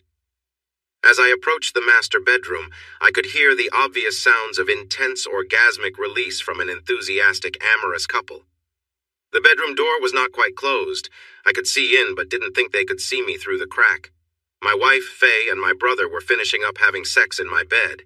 In hindsight, I wish I had thought to record the encounter on my cell phone, but I was so distraught and upset upon discovering this, my mind nearly went numb. This was reminiscent of him and Jenny years earlier. As many couples do after experiencing such a passionate release, they rested there on the bed and began small talk. Emotionally, I felt gutted, but my brain wanted to hear anything that was said for clues as to why this was going on behind my back. I knew that Brandon was a snake, but Faye's betrayal cut me to the quick. The 2 naked bodies were still catching their breath as my brother spoke first. I know I agreed to this, but I'm getting tired of sneaking around every time we get together to have sex. How many times have you told me you love me more than him? Don't you love me enough to leave him and marry me? Yes, of course I love you more, silly. And his dinky penis doesn't hold a candle to your big woman-pleasing wand. You have no idea how many orgasms I've faked for him, but a deal's a deal and we both made a deal and we need to stick to it. My loving wife cooed. I know, but how long do we have left? I have a huge house for us with every amenity. I hate seeing you living in squalor here with Quinn in this dump. Tamara is 14 now. When she turns 18 and heads off to college, I'll try my best to let Quinn down easily. I'll make it look as if he and I are drifting apart. After I divorce him, then I can pretend to discover you, fall in love, and we'll marry. Tamara will see it as a natural transition and only see you in a positive light. If she found out that you are her biological daughter before then, and learned that we betrayed Quinn, who she calls her father, she may hate you and draw closer to him. We have to play this out delicately to ensure Tamara's smooth transition of love from Quinn to you. I know, you're right. I just hate being called her uncle when in fact I'm her real father. You're worth the wait, Faye. I would have married a lesser woman long ago had I not had your love and the promise of you becoming my legal wife. Spiritually, we've always been married, but I want that piece of paper that confirms it legally. And you'll have it, sweetheart. I swear it. You have almost all of me now. All Quinn gets is leftovers and sloppy seconds. I could bear it no more. Rage filled me to overflowing. I was ready to go in there and kill them both. But then I remembered Tamara. She may not be my biological daughter, but I'm the only father she's known since birth. If I killed or even hurt them, I'd go to jail and Tamara will have lost both parents. I decided to act later when I had a cooler head. I silently backtracked to my car, left to get some lunch, and gather my thoughts. As angry as I was, tears still escaped my eyes. This was way worse than Jenny. Tamara isn't my flesh and blood daughter. No wonder he played the loving uncle. He was ingratiating himself in her life, readying her for the transition. I was about to upset their precious timetable. I threw my lunch away because I couldn't eat, even though I knew I needed to. Although I didn't want to embroil my grandpa in my family drama, he was the only one whose advice I could trust. I called and told him that Faye and I no longer wanted the same things from marriage and that we'd soon be parting ways. I asked him for a reference for a good divorce attorney without asking me any more questions for the time being. He expressed his sincere sorrow for my situation, thought for a moment, put me on hold to make a call, and connected me via a conference call with Mr. Henry Lockwood of Lockwood & Sons. They were a prestigious law firm in the city. Mr. Lockwood assured me that he would personally handle my case and represent me to the best of his ability. We made an appointment for the next day at noon. Upon Grandpa's advice, my next stop was the bank. I immediately withdrew half of the cash from both our checking and savings accounts and had my name removed from all joint accounts. The bank wanted me to open another account. I just wanted the cash for now. We had 4 credit cards, 1 in each of our names and 2 in both names. I canceled the 2 in both names after paying off a small balance that was on one of them. I returned home at my regular time. Faye was already preparing supper for the 3 of us. I went straight to Tamara's room where she was doing her homework. I gave her a loving, reassuring hug and spent my time helping her finish. She was now the only bright spot in my life. After I took a shower and changed, Faye asked me why I seemed so jittery and upset. I explained that my truck had broken down earlier, leaving me stranded for a good while before things got sorted out. I didn't want to have any confrontation with Tamara present. She seemed to accept that excuse. At bedtime that night, she made no move for sex, and I was relieved. I would never touch her intimately again. When she said, "I love you," as we laid down to sleep, I merely replied, "Good night." The next 2 nights, Faye tried to initiate sex. I said that I wasn't in the mood. She tried vigilantly to engage me in conversation about what was wrong. I merely acted despondent, which was a valid emotion. I offered no further clarification. Whether she suspected I knew something or not was immaterial. She dressed seductively. I ignored her, something I had never done before, not once. I took that Friday off from work. I left home early, giving the appearance of going to work, but returned after Faye left for her job. My first task was to change the entry locks to the house to prevent any unwanted incursions. I suspected she had given my asshole brother a key. Next, I quickly dumped all of Faye's clothing, toiletries, and personal belongings into large garbage bags and arranged them neatly outdoors on the carport. Mr. Lockwood was both fast and efficient. After my initial meeting with him, he had Faye served that morning at 10 a.m. at her work. I had no idea what her reaction would be, nor did I care. I instructed Mr. Lockwood to make sure that Faye understood that I would never talk with her except in his presence, and the presence of her attorney. It was soon obvious that she paid no attention to that instruction. After I ignored her cell phone calls, she must have called the plant to reach out to me. I feel certain that she followed up with Brandon when I was unavailable. Brandon would quickly discover from my supervisor that I had called off that day. I expected her to show up fairly soon. It was clear that I had underestimated the impact of having her served. 3 cars soon pulled up together in my driveway. It was Brandon, followed by Faye, and then my dad. Truly a family affair. I went back inside the house and locked the door. Faye tried her keys, then Brandon took his turn at the new locks to no avail. They began pounding on the door and yelling at me to let them in. I yelled back, "Shut up, all of you! If all 3 of you will step back 20 feet away from the house, I'll step out on the porch to talk. If not, I'll call the police on you for disturbing the peace." They received the message and stepped back in unison. I nervously pressed the door open and stepped out onto the porch, prepared to make a hasty retreat should one be required. The 3 of them looked both anxious and angry. Faye started it off. "Why, Quinn? Divorce papers? Out of the blue? Embarrassing me in front of my colleagues? Haven't I been a good wife to you? What's this all about?" she argued. "Why wait, Jenny?" Faye knew that my calling her Jenny was my sarcastic way of calling out her betrayal with my brother as Jenny had done. "I'm merely helping you both by giving you exactly what you want and saving us all a lot of time." "You're talking crazy, Quinn. Both? Who both? What do you mean?" she urged. "Now that our divorce proceedings have begun, you can move in with this rotting pile of shit ex-brother of mine, marry him, and never have to fake another orgasm with me. I won't stand in your way. I've tossed all your belongings in these garbage bags. If you don't take them, the garbage man will. Now get the hell out of here, both of you motherfucking backstabbers, and don't ever grace my door again," I yelled. Brandon chimed, "After everything we've done for you, this is the thanks we get? I won't let you talk to her like that, you useless pansy." Quinn, Faye called out emphatically. "Oh my God, no.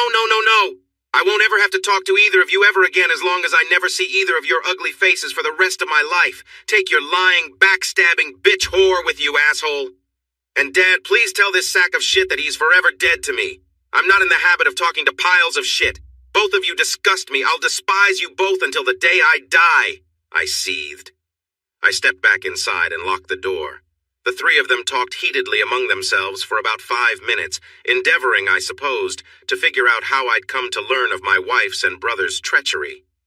The further surprising revelation to me about this particular encounter was in what was not said. Dad never questioned a single inflammatory remark I made. I thought it telling also that they had not mentioned Tamara either. When Tamara didn't get off the bus, I figured that they had already picked her up from the school to preemptively lay claim to her. I called the school office. They confirmed that Tamara had been picked up from the school and would be homeschooled from now on. That was unexpected. Was Faye going to quit her job and homeschool her now? If so, there's only one place she would do that without access to this house, Brandon's. She would never involve her parents in her depravity. Well, now everyone knows that I'm aware of their unholy affair. They don't know how I discovered it, or that I'm aware that Tamara isn't my biological child. They may try to use her as leverage against me down the road. Now that we were technically separated, I grabbed the mattress off our bed, stood it up on its side, and began dragging it outside and around back. I tossed the mattress in the backyard. I soon returned with the box spring, followed by the headboard and footboard. I brought out a gas can from the garage, splashed about a pint of fuel all over, and lit it. It was cathartic to watch their tryst bed go up in flames. I took a long hot shower to rid myself of contamination from even touching it. I relocated the bed in the spare bedroom to the master bedroom. It was as if one dark cloud moved away from overhead. Now that the proverbial cat was out of the bag, I went ahead and canceled her cell phone service and changed the number on mine. I also altered my login and password for the phone account online so she could not use her intimate knowledge of me to access it to get my new number. The silence was golden. I wondered what kind of lies they would feed Tamara. Mr. Lockwood advised me not to verbally engage them until a custody arrangement had been agreed upon. Given the temerity of Faye and Brandon's betrayal, he advised that we go by the book and take no chances of being further manipulated. I completely agreed. I returned to the plant Monday morning, fully expecting to be fired at Brandon's insistence. Dad was waiting for me when I reported to my supervisor's office for my day's run assignments. As the COO, he has access to anyone anywhere. Besides, he wasn't my nemesis. Brandon was. "Quinn, I'd like to talk to you for a minute, please." "Sure," I tersely answered. "Quinn, I don't know what happened to cause you to take the measures you did last Friday and say those horrible things. As you can imagine, tempers have flared all weekend, and we're all pretty upset about this whole debacle. However, I want you to know that business is business, and personal issues have no place in business. I've instructed Brandon to stay away from you as much as possible and avoid interacting with you. I want you to know that even though I don't pretend to understand any of this, your job is secure as long as you continue the excellent work you have always given us. Brandon will leave you alone as long as you reciprocate. I don't want any nasty family matters becoming fodder for gossip in this plant. Is that clear?" "Yes, sir," I respectfully responded. A week later, Mr. Lockwood had arranged for Faye and me to meet for mediation to discuss custody arrangements before getting to divorce issues. We were not allowed to have our respective attorneys present during mediation. It was only to be the three of us. As I was headed to the meeting room where the mediation attorney would meet with us, I saw my ex-brother seated in the lobby. He acted as if he wanted to speak to me, but I completely ignored eye contact and entered the room where Faye was already waiting. She and I were seated on opposite sides of the table, facing each other while the mediator sat at the head. Faye opened, "Hi, Quinn, you look good. Tamara and I miss you terribly. We both want you to come home." The mediator awaited my response to gauge the atmosphere of the room. I remained silent. The mediator had not yet spoken directly to me. "Thank you both for coming. My name is Sheila Gordon. I'm an attorney empowered by the court to conduct these custody mediation proceedings in an attempt to arrive at a mutually agreed-upon custody arrangement that will save time in the courts. I sense that the atmosphere between you is terse. I assure you that I've seen it all. We're not here to settle divorce or personal issues. Our sole purpose is to hammer out how 14-year-old Tamara Davenport will spend her time. In the interest of decorum, let's start with you, Faye. May I call you Faye?" Faye nodded her consent. "Thank you. Please explain to me what you would like to see in the way of custody." Faye began. "I love Quinn with all my heart. I forgive him for everything. I only want the three of us to be together again. Then he can see our daughter Tamara every day. There's no need for any custody agreement." "Faye, I realize you may still have deep feelings for Quinn, but that's not why we're here. In the pre-filed petition, as you know, he's asking for 50/50th shared custody of your daughter. Are you saying you're amenable to that? If he'd just come to his senses and allow us to return home where we belong, he could see her every day, just as I said. He's the one who kicked us out. He's the one who needs to put us back together." "I'm sorry, Faye. What you're asking is not within the domain of these proceedings. Quinn's petition requests that the two of you split Tamara's time by alternating weeks. Do you agree to let him have her for a week, and then you have your week with her and so forth and so on?" Faye became indignant. "Send my daughter away half the time? Hell no, that will never happen. It's either all or nothing, Quinn. Either you take us back as I ask, or you'll never see her again. Do you hear me? All or nothing?" She angrily iterated. "That is an unreasonable position, Faye. Let me warn you, if you cannot arrive at mutually agreeable terms for Tamara's custody during these mediation proceedings, then the court will be forced to order an arrangement that they believe to be in the best interest of the child. Terms that both of you might not be happy with. But once the judge makes a ruling, that will be the law. Now, after hearing what I just said, are you open to making Quinn a counteroffer that you can agree with? Give me something to start with, Faye. Anything." Faye sat there in stark silence. Sensing the impasse, Sheila commanded, "Here are legal notices I am serving you both. 4 weeks from now, you are both to report back here to this same room to give this a second attempt. Faye, I suggest you think long and hard about what I said. If you cannot come to an agreement here concerning Tamara's custody, then a judge will make an arbitrary ruling for you. At least here you have a say. In court, you will not." Faye angrily looked at me and spat. "Get over yourself, Quinn. The only way to see Tamara again is to reunite us all and resume our life together. Why don't we both set aside our pride for her and do what's best for her? She needs both of us in her life every day, at least until she's 18. I looked at Sheila. Miss Gordon, isn't it customary that ladies go first? Please have her leave and I'll wait for 10 minutes to avoid further confrontation. I must say, Quinn, I wish all of my clients were as poised as you. Yes, Faye. Please leave now. Quinn will wait here with me for 10 minutes as a deputy escorts you to your car to leave the premises. There will be no ambushes, not on my watch. Fine. Be an asshole. You never had it so good before me, and you never will again. Think about that. Faye finally turned and left in a huff. The next day, Mr. Lockwood informed me of mandatory marriage counseling sessions mandated by the court. He indicated that Faye had the backing of a very high-powered attorney with strong connections to many judges. He suspected some palm greasing was going on, but could never prove it. He was unable to reduce the number of mandated sessions, 10 total, twice per week. But he did manage to wrangle us into choosing the counselor. He gave me the name of one he trusts to be fair, which was the best he could do. I was to report to the counselor tomorrow at 6 p.m. He warned me not to become belligerent, but not overly cooperative either. Now I have an idea of how a tightrope walker must feel. Brandon was again waiting in the lobby upon my arrival. He stood and acted as if he wanted to say something to me. When I again ignored him, he wisely remained mute. I have no idea why he would support Faye reconciling with me. It was baffling, to say the least. I sat as far away from Faye as possible, much to her chagrin. She tearfully pleaded her case. Her undying love for me would never be extinguished. Yada, yada, yada. She begged me to tell her what I think I know and how I found out. So I calmly recounted the whole sordid story, sparing no intimate detail. She was sobbing uncontrollably as I exited our first session. Brandon rushed to her side when he heard her cries of anguish as I left. Why?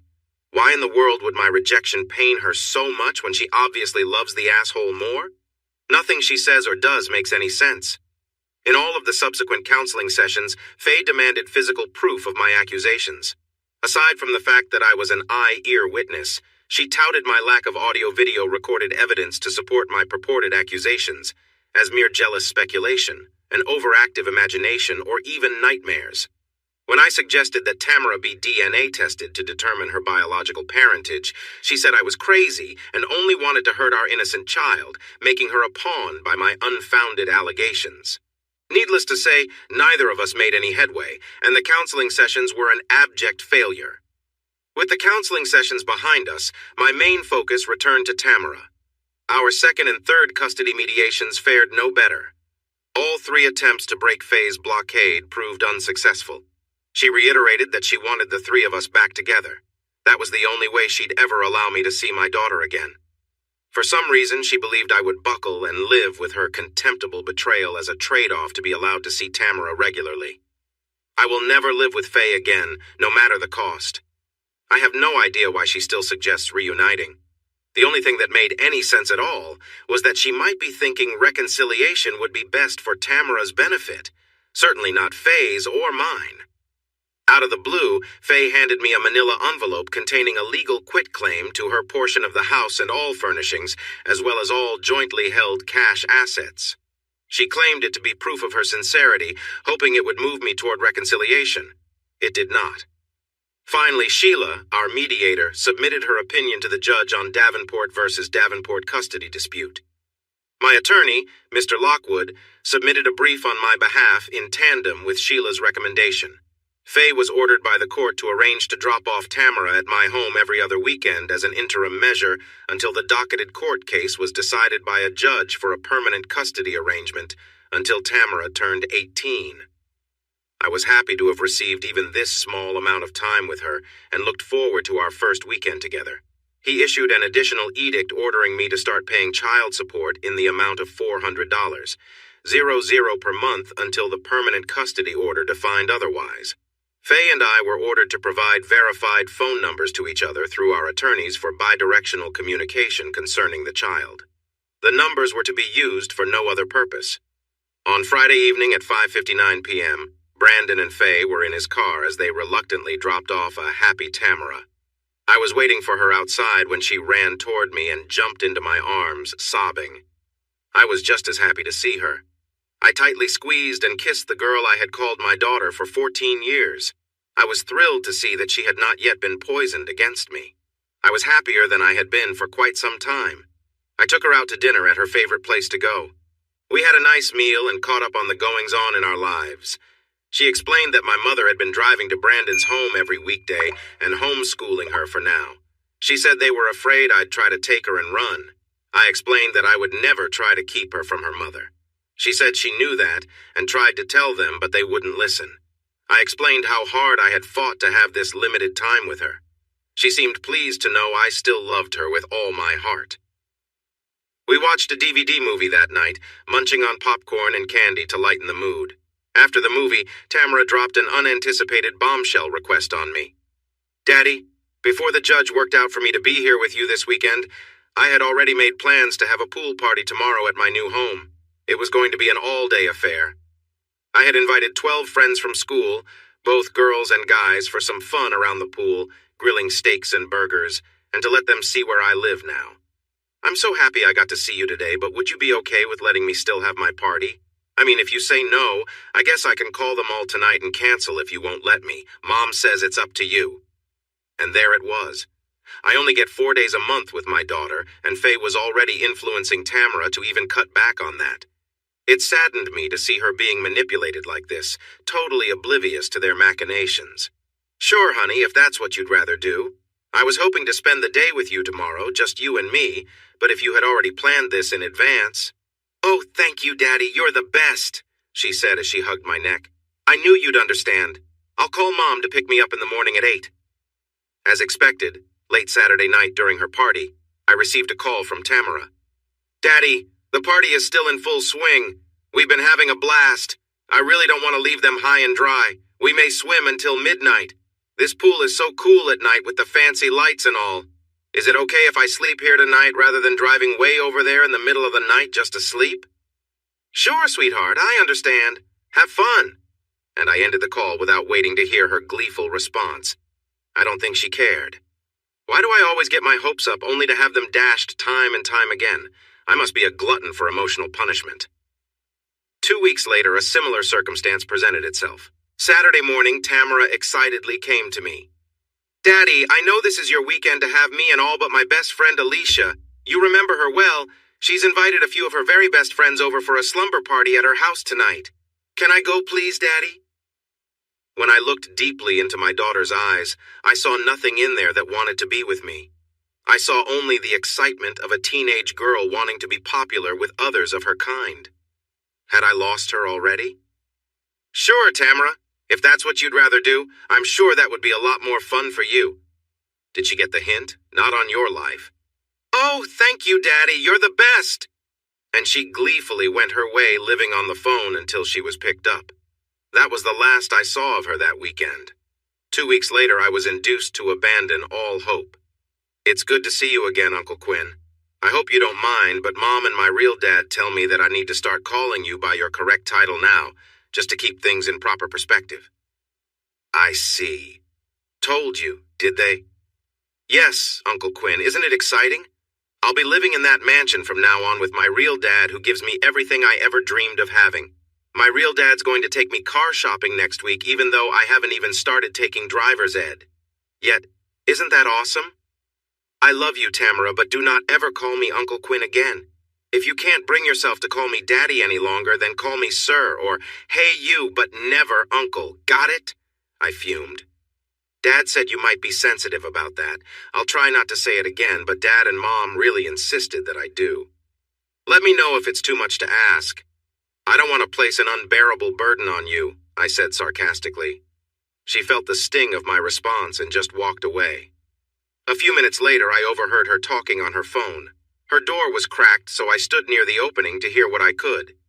"Yes, Mom. I called him Uncle Quinn just like you told me to. No, he didn't like it one bit. No, he didn't curse or call you or Dad any names. He just told me never to call him that again. But I don't want to. You should have seen him when I did it. It killed me to see the pain in his eyes. Yes, ma'am, I understand. No, I don't want to be grounded. Okay, already, I'll do it, I swear.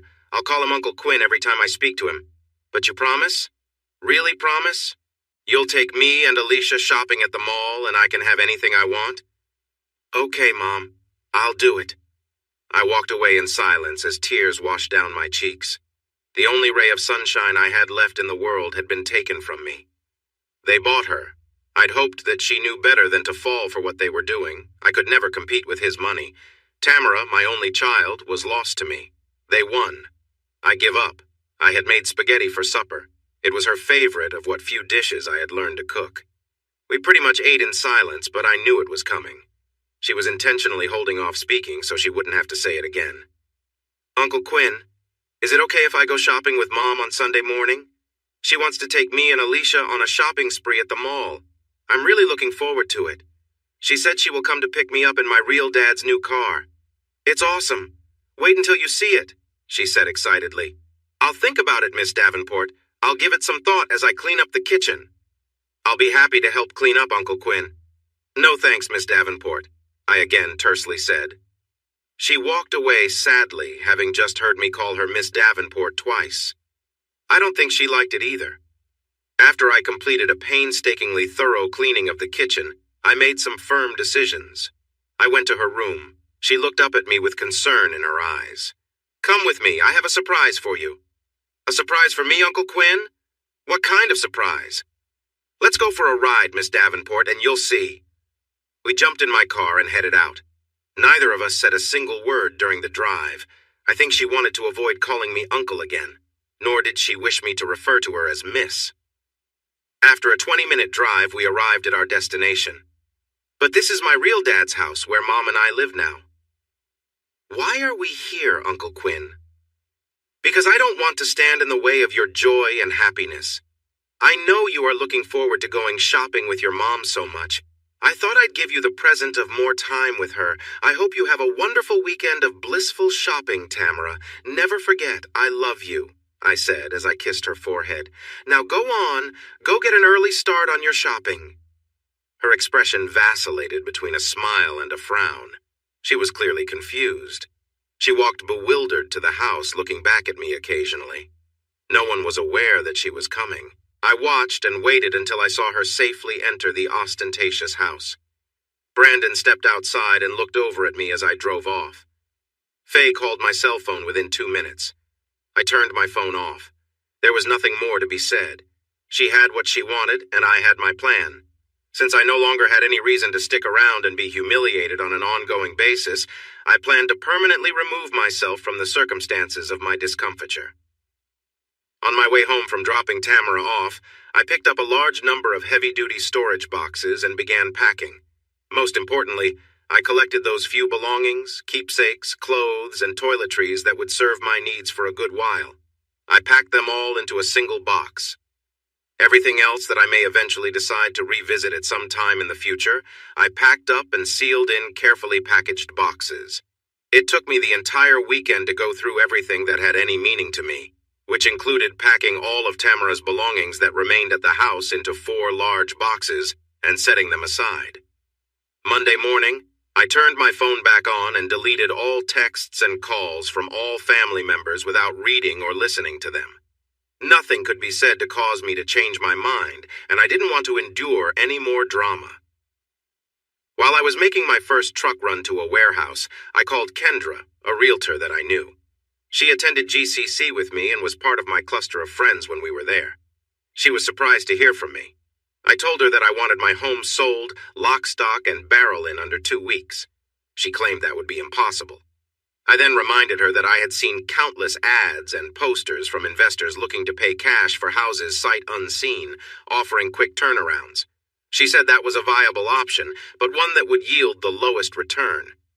I asked her to get me the best offer she could under the circumstances, as long as all the paperwork could be signed by a week from this coming Friday. She took all of my information and promised to get back to me ASAP.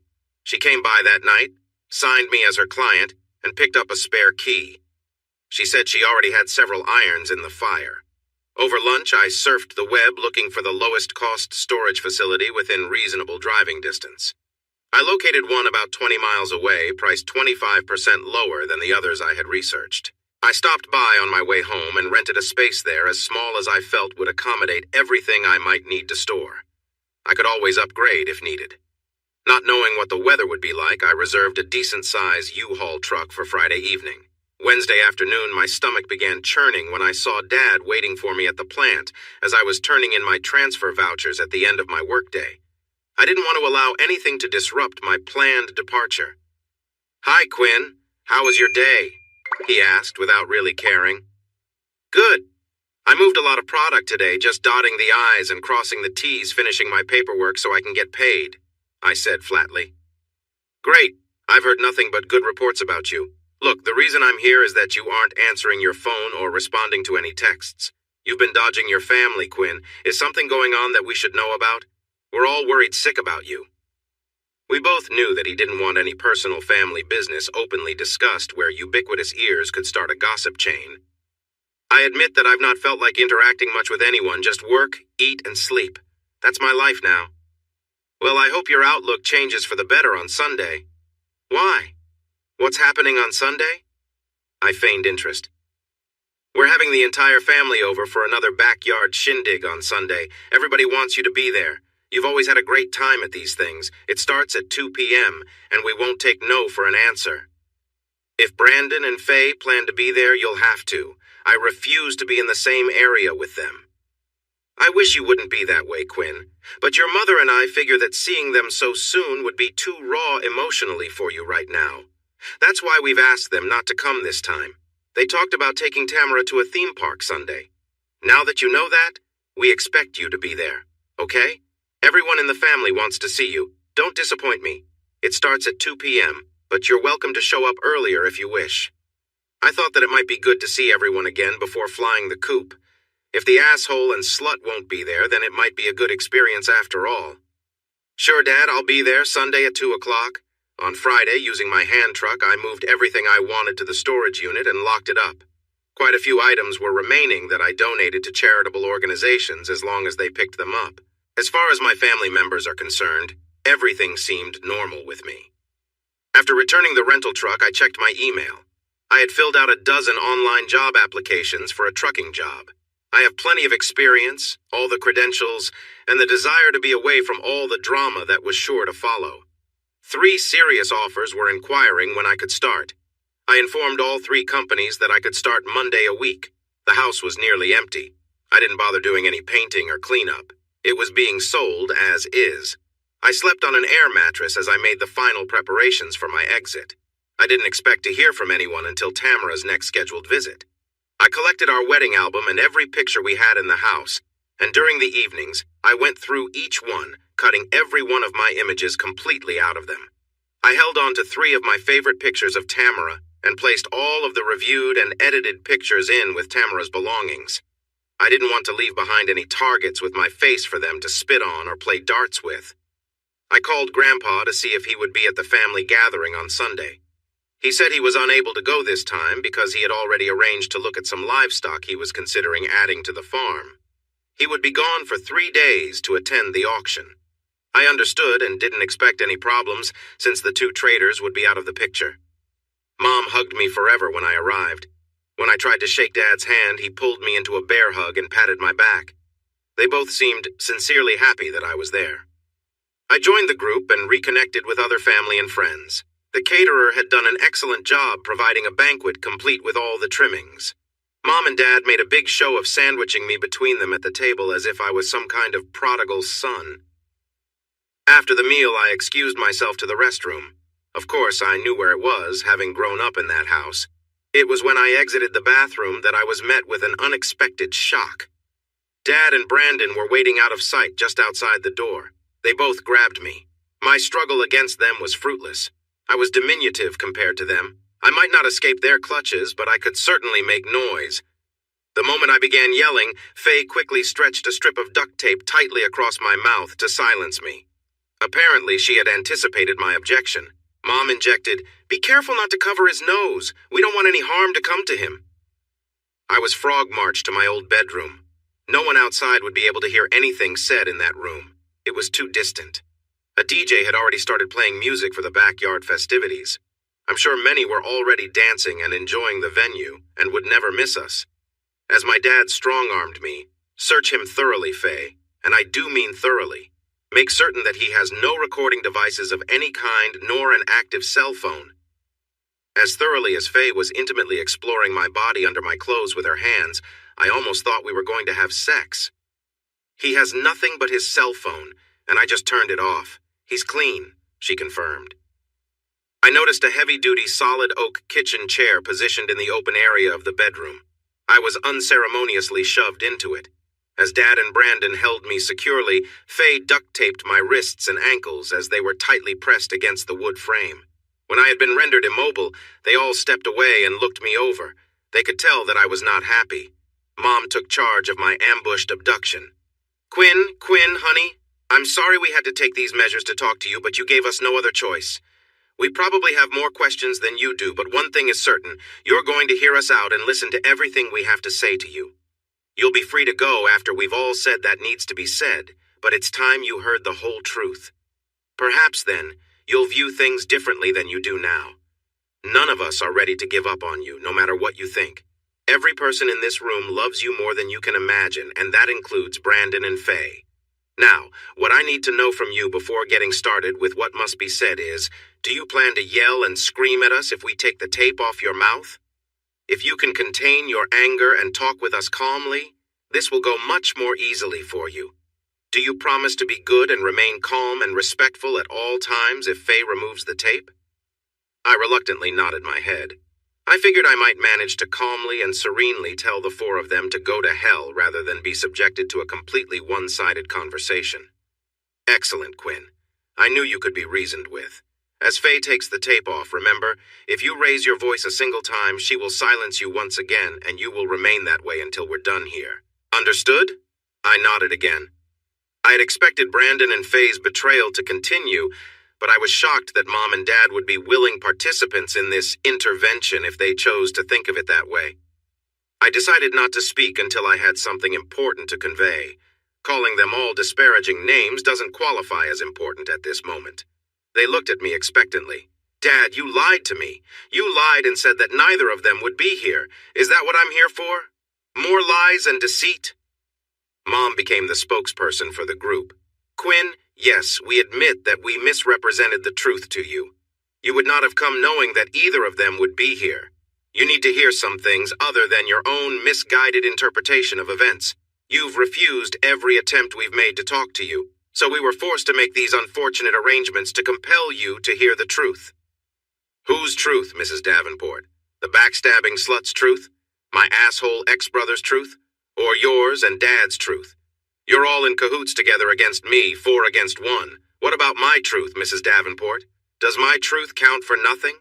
I said with an unnerving calm. Mom winced and pulled back at my invectives. She hadn't anticipated my boiling anger. Calling her by her married name divorced her connection as my mother, and she didn't like it. You're just as important as any of us, Quinn. Of course, what you think counts. Why else do you think we'd go to so much trouble to get you here? If I'm equally important, why am I the only one restrained in a wooden chair? As I said, you'll be free to go after we've had our say. I give you my word, she added. Right now, Mrs. Davenport, I hope you realize that your word means nothing to me. She looked pained to hear my remark. That may be the case, Quinn, but every word I'm about to say is the unvarnished truth. I swear it on my life. Not wishing to delay this any further, I did not respond. Very well. Quinn, first, I want you to know that everyone in this room loves you with all their hearts. I realize you may find that hard to believe, but you are about to learn some hard truths.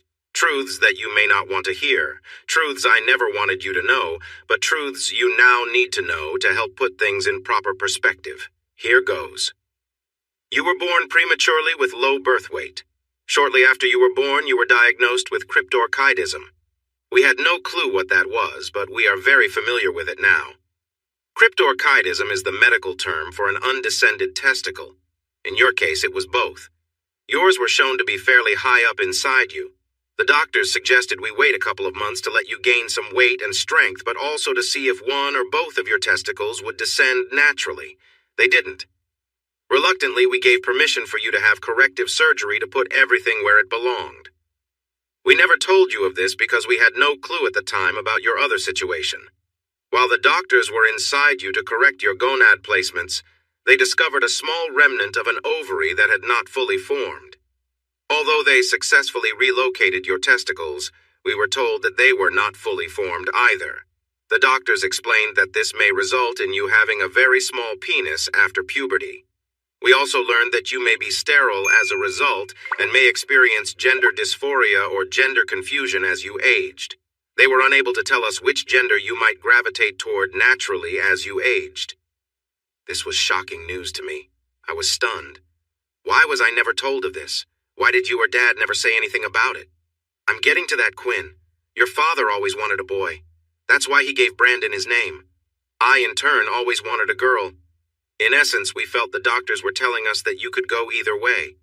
Not knowing what your natural inclination would be, your father and I argued extensively, but he finally agreed to let me try raising you as the daughter I always wanted. As a result of complications from your birth, I ended up having a hysterectomy, which ended our prospects of any more children. You were my only hope for a daughter. Daughter? I murmured in shocking disbelief. That's right, Quinn.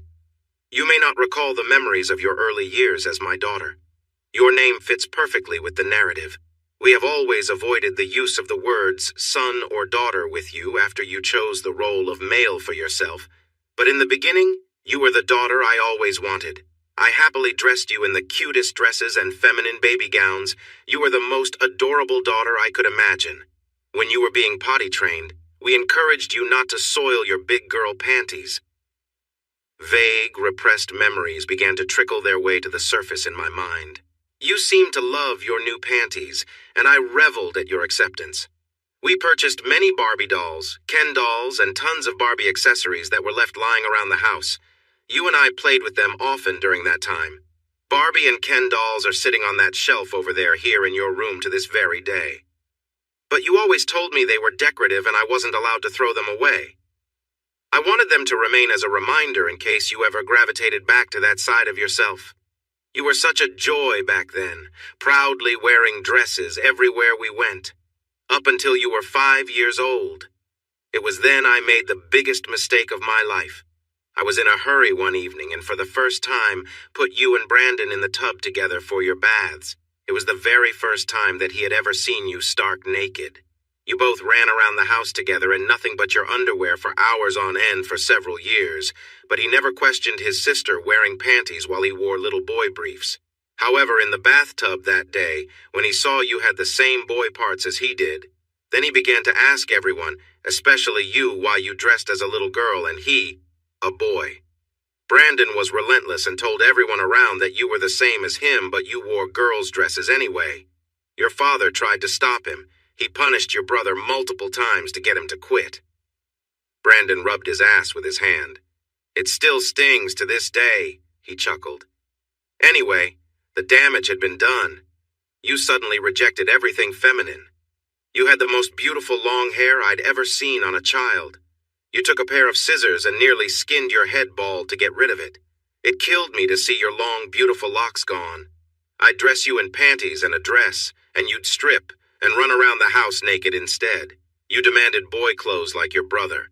For some reason, you wanted to be just like him rather than the daughter I longed for you to be. Even in public, if I ever took you out dressed as a girl, you'd strip and embarrass me in front of anyone regardless of the circumstances. I realized I was losing the battle. I finally compromised by buying you girls' clothing that resembled boy clothes. The boys' Fruit of the Loom underwear was real enough, but the pants you wore to school every day were always girls' pants without flowery prints. Your shirts consisted of plain girls' blouses. I always buttoned them up for you so you'd never realize they buttoned backward from your brother's shirts. I let you wear colorful shirts during the summer. That's the way it went up until the 5th grade. I always insisted on keeping dresses in your closet and girls' panties in your underwear drawer. I wanted them continuously available to you, even if you only dressed in them in the privacy of your own room. But you told me those dresses and underwear were kept in my room just in case one of our visiting cousins had an accident and needed a change of clothes, I recalled. I know I told you that, Quinn, but the truth was they were yours. They were always yours. You never noticed, I'm sure, but you didn't realize that as you grew, so did those dresses in your closet and panty sizes in your drawer. Regardless of how old you were, every dress in that closet and piece of girl's underwear in your drawer would always fit you perfectly. I saw to that personally. Oh, you'd push the dresses to the side or to the back of your closet, but every afternoon when you returned home from school, there they were, front and center, back where they belonged. But it was when you were 10 years old in 4th grade that I took another shot at getting you back as my daughter. I don't remember anything like that happening in the 4th grade. What are you talking about? I inquired. I could tell that you were in the beginning stages of puberty. I wanted to grab onto any chance that I could to reclaim you as my daughter. I had a very close friend, my former college roommate, Dr. Edith Bentley, who is a well-respected psychiatrist/therapist. She was in a position to prescribe the regimen that I sought for you, and she is also very inclined to help those who desire to transition. I talked her into subjecting you to a single interview. I gave her a list of 3 and only 3 questions to ask you. She looked them over and told me that if you honestly answered yes to all 3, then she would accommodate my request as your parent who knew you better than anyone and had your best interest at heart. She told me that she was probably the only psychiatrist in the country that would do this for me, but after all, she trusted me implicitly. Her one objection that I was unable to overcome was my being there. I was not permitted to be in the room when she questioned you. She did not want my presence to impact the candor of your responses in any way. I was puzzled. I'm not sure I remember meeting her. What were the questions? I remember them well because I wrote them for her to use, and she agreed that your responses would be sufficient to warrant receiving her backing. The questions were: 1. Quinn, please answer yes or no, nothing else. Answer honestly and truthfully. Have you worn girls' dresses and panties for multiple years? 2. Did you play Barbie and Ken dolls with your mother for multiple years? 3. Right now, at this very moment, are there girls' dresses in your bedroom closet, girls' underwear in your bedroom dresser, and at least 1 set of Barbie and Ken dolls in your bedroom, the one you sleep in? And I said yes to all 3, didn't I? I asked sheepishly. Yes, you did, Quinn. Even though you hadn't worn dresses or played with dolls in years, you remembered going through that period for multiple years in your past. I was so happy you were completely honest with her, but she later told me what sealed the deal for her was your clothing. When you went into her office, you were wearing a girl's blouse and girl's pants. She was certain of it because her daughter had the exact same outfit. She diagnosed you with gender dysphoria as a confused male who secretly desired to transition into a female. Because you weren't of age, your father and I had to consent to your medical treatment. Dr. Bentley prescribed puberty blockers as annual implants under your skin to suppress your body's release of testosterone. After 2 months on the puberty blockers, she prescribed pills for your estrogen treatment, which is a feminizing hormone that blocks the action of testosterone. It prevented voice deepening, limited the growth of your genitalia, gave you the start of breasts, likely rendered you permanently infertile, gave you softer, less oily skin, smaller testicles, also called testicular atrophy, reduced muscle mass, more body fat which resulted in weight gain, and less facial and body hair, all of which happened between 3 months to 3 years of you being on the program. You what? I remembered, and caught myself, trying to contain my rage. You put me on puberty blockers, chemically castrated me, and fed me estrogen without my knowledge or consent? I can't believe this. How could you do that to your own son?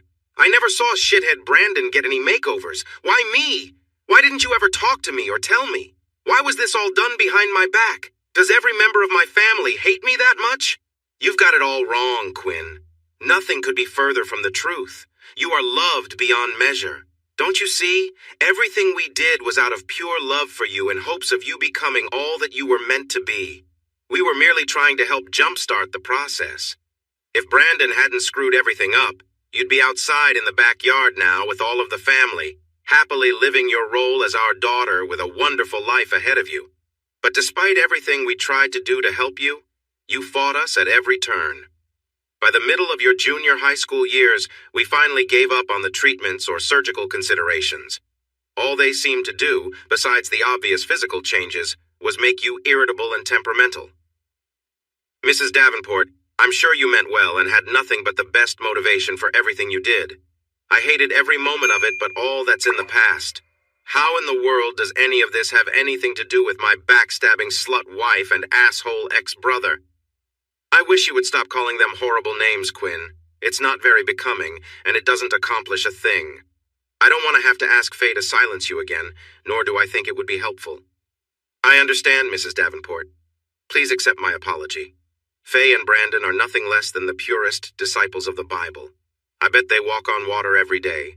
We should all be worshiping at their feet.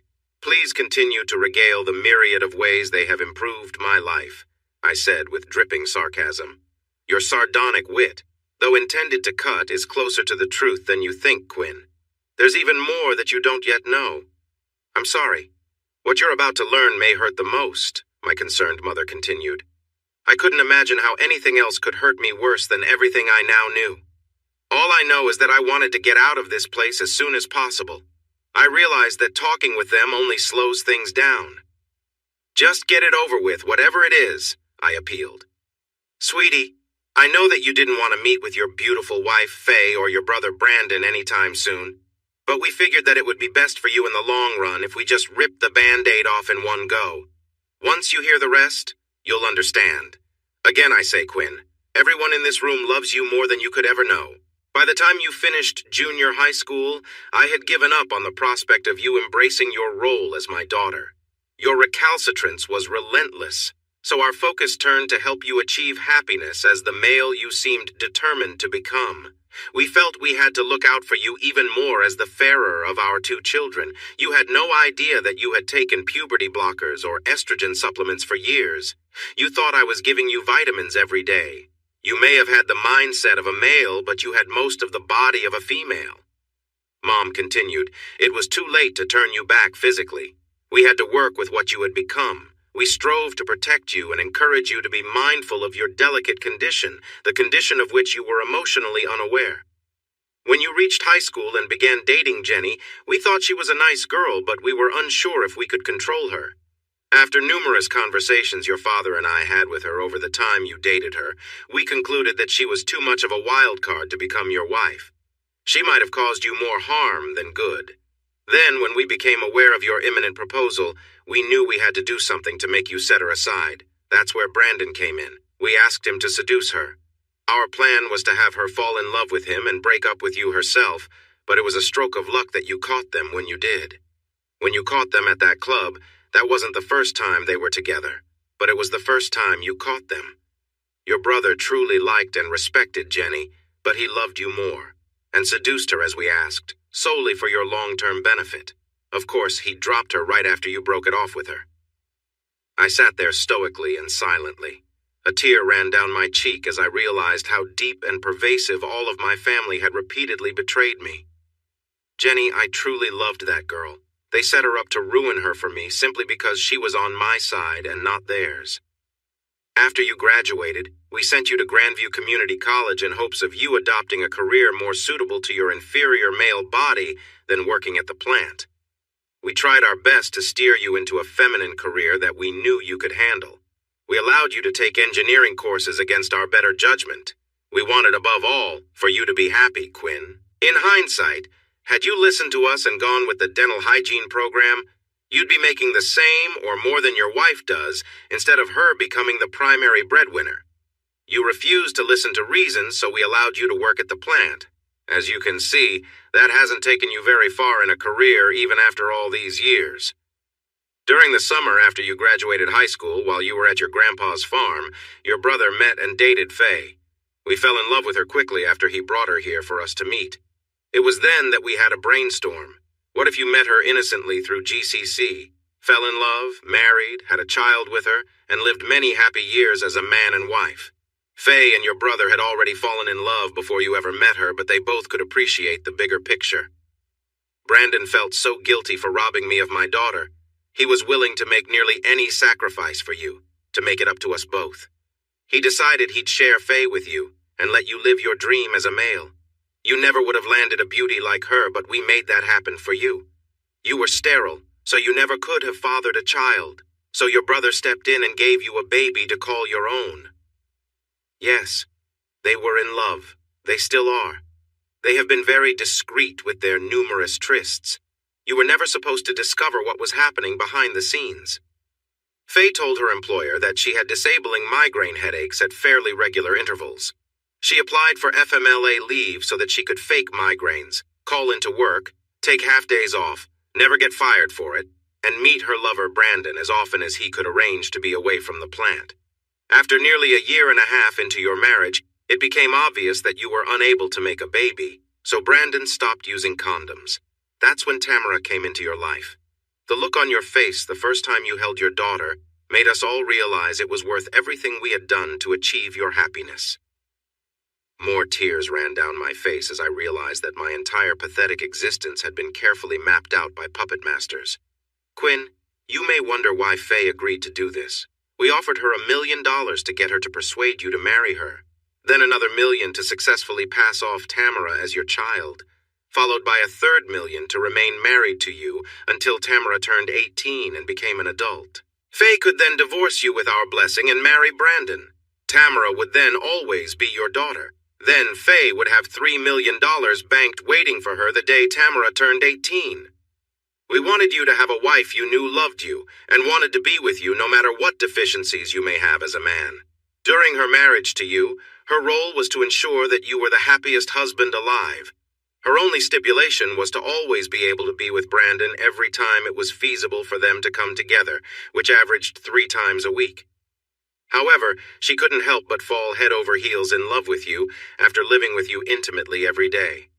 Faye agrees that you have a heart as big as the sky.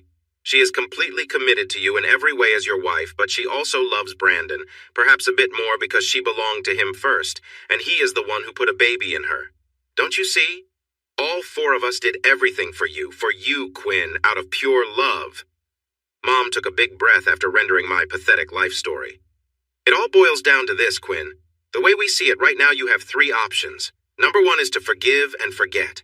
Return to your home where you belong with Faye and Tamara until Tamara turns 18. Yes, Faye and your brother will remain intimate as always, but it will never be flaunted in your face. They will always be super discreet. That is the overall best option for you.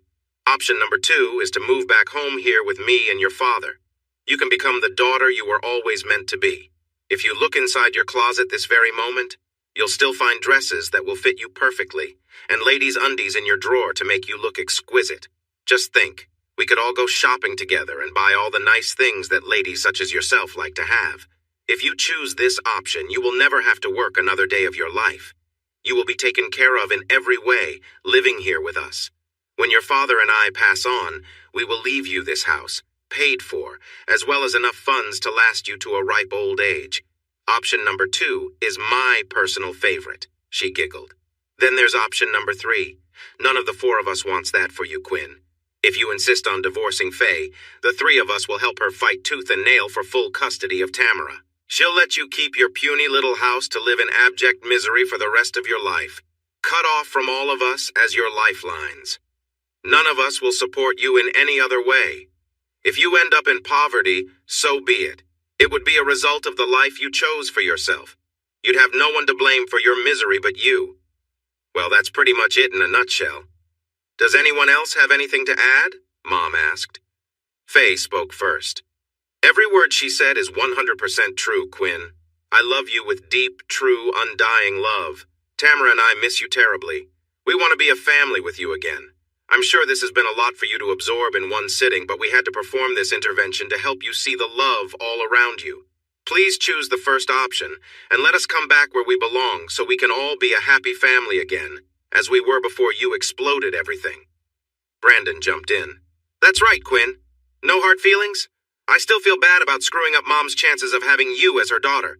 I'm fine with either option 1 or 2. I'll back you 100% either way. I've got your back, always have. Mom chimed. Thank you, kids. I'm sure that means a lot to Quinn. Now that you know the whole truth, and I swear that every word of it is factual, what do you want to do? Tell us. Tell us how we can help you get through this. We'll do whatever we can, all 4 of us together. What's it going to be, Quinn? All 4 of them stared into my eyes expectantly, as if some fount of wisdom was expected to be bubbling to the surface of my thoughts. They tried their best to read my mind. I just wanted to escape this living hell they had just put my pathetic soul through. I looked each of them square in the eyes one last time.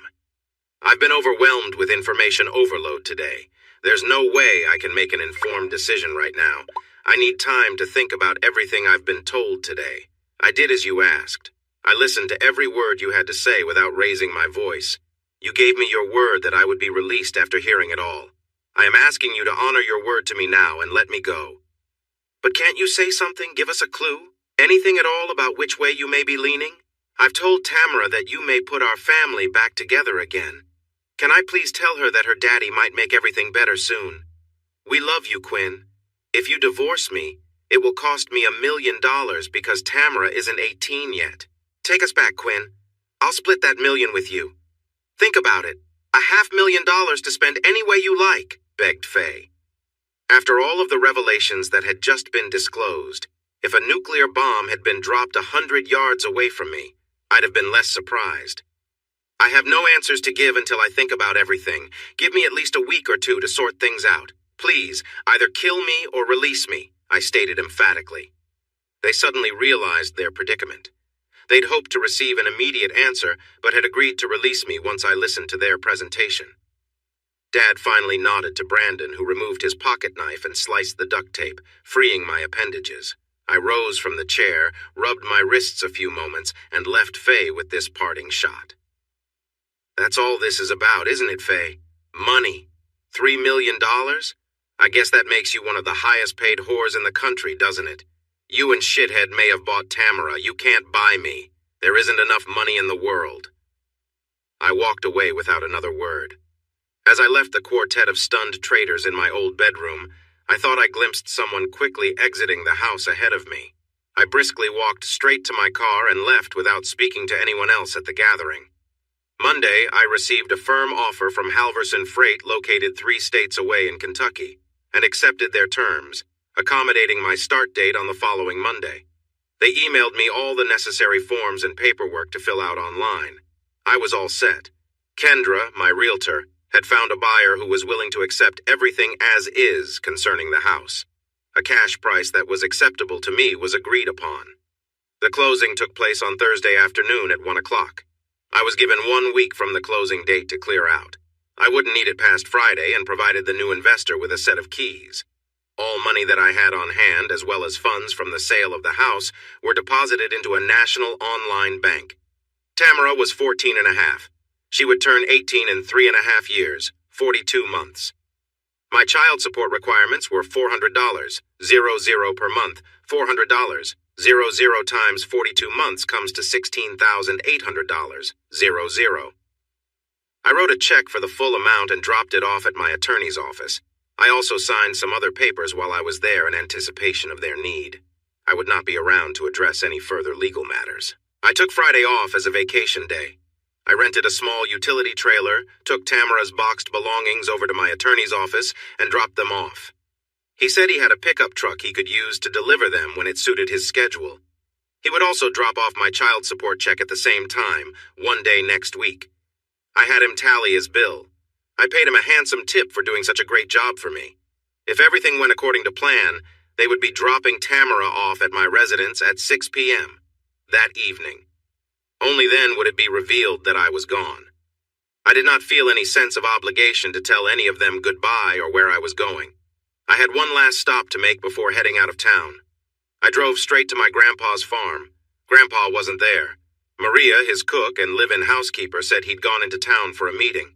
She was unsure when he'd return. When I asked her about Louisa, she winced. She lives alone in one of the tenant houses, the blue one. I thought she married. She did, Quinn. She should receive her divorce decree in a couple of weeks. Louisa fell in love with and married a new hand that came to work for your grandpa several years ago, Alejandro Martinez. He seemed a nice enough man and worked hard to prove his worth. After a couple of years into the marriage, Alejandro became very jealous and controlling. He accused Louisa constantly of infidelity, but there isn't a more honest and loyal woman on God's green earth. Evidently, he began physically abusing her. Most of her bruises could be concealed beneath her clothes, but when her father Juan saw her wearing sunglasses indoors, he pulled them off in suspicion. He badgered Louisa until she confessed her abuse. There was no stopping him, Quinn. He beat Alejandro to within an inch of his life. He'd have killed him if 4 men hadn't pulled him off. Alejandro pressed charges but abandoned Louisa, realizing that his life would be forfeit if he returned to the farm. So, Juan has another 6 months of his sentence left to serve. I was shocked to learn that my best friend had suffered so, and I was oblivious to it all. I should have been there for her, Maria. We drifted apart. I should have stayed in touch better.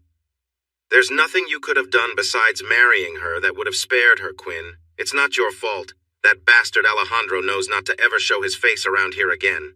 I cleaned up and rode my horse to Louisa's house while having another horse follow me with the reins. She hugged me fiercely when she saw me at her front door. Within 15 minutes, it was as if no time had passed between us. Our connection was as strong as ever. We spent the evening riding the outskirts of the farm until dusk, as I recounted the ups and downs of my life since I last saw her. She invited me for supper, and I accepted. She was even more beautiful than I had remembered. She relayed her account of the hell that Alejandro had put her through. Of course, we knew that we were both coming from bad relationships and vowed not to let a rebound relationship occur. But our friendship bond was as strong as it had ever been. Louisa and I pretended like it was another regular summer visit I was making. We rode together, rocked on her porch, held hands as we walked through the garden, and enjoyed every moment together. Although I didn't want to leave her behind, I knew I couldn't stick around for all the family drama that would soon be unfolding. Before I left, I took her into my arms and made her a promise. Louisa, you have always known me to be a man of my word. I would like for us to stay in close contact over the phone after I leave the state. But know this, one day I will return for you, and if you're available when I do, we will build a life together, one step at a time. I hope you'll wait for me. I promise it won't be too long. I didn't even get a verbal reply. She kissed me so passionately my toes curled up in my shoes and I was floored. Does that answer your question? She mused. Completely, I rejoined. We rode back to the barn together. She said she'd square away the horses so I could be on my way. One more blistering kiss and I was gone. One final detail was to call my supervisor. Carl, this is Quinn. Hey, man, did you enjoy your day off? Yes, I did. Listen, Carl, the reason I'm calling is to give you my official verbal notice of resignation. Resignation? What are you talking about, Quinn? Is there a problem? Let's just say I've decided to move on to greener pastures. Are you serious? You're quitting on me?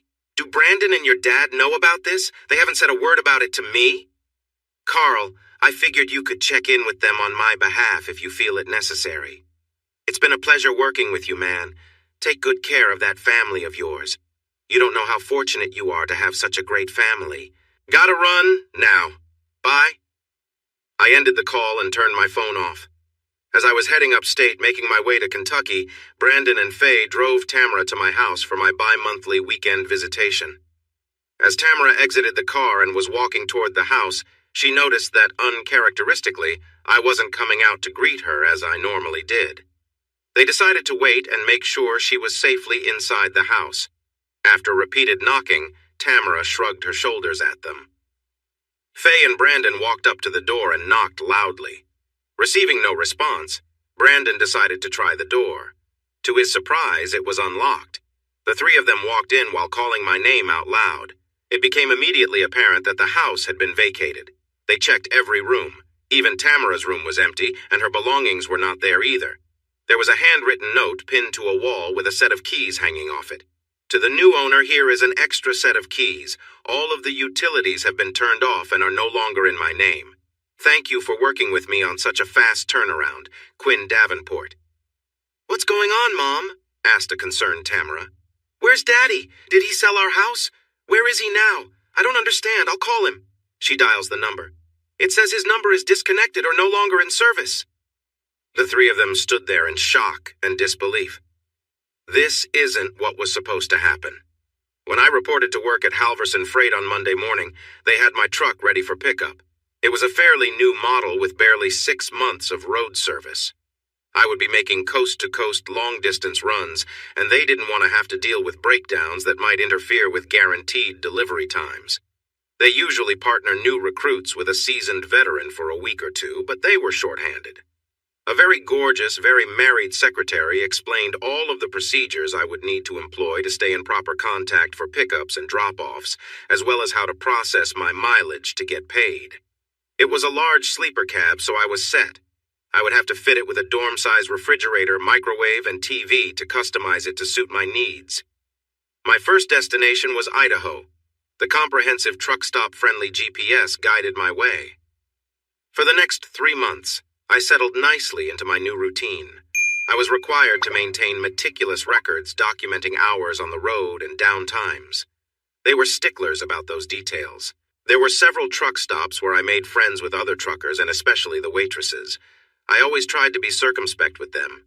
I had asked my dispatchers and people in the office to take any messages if anyone called for me, then toss them in the trash. They said no problem. Apparently, I wasn't the only employee who had severed ties with their past.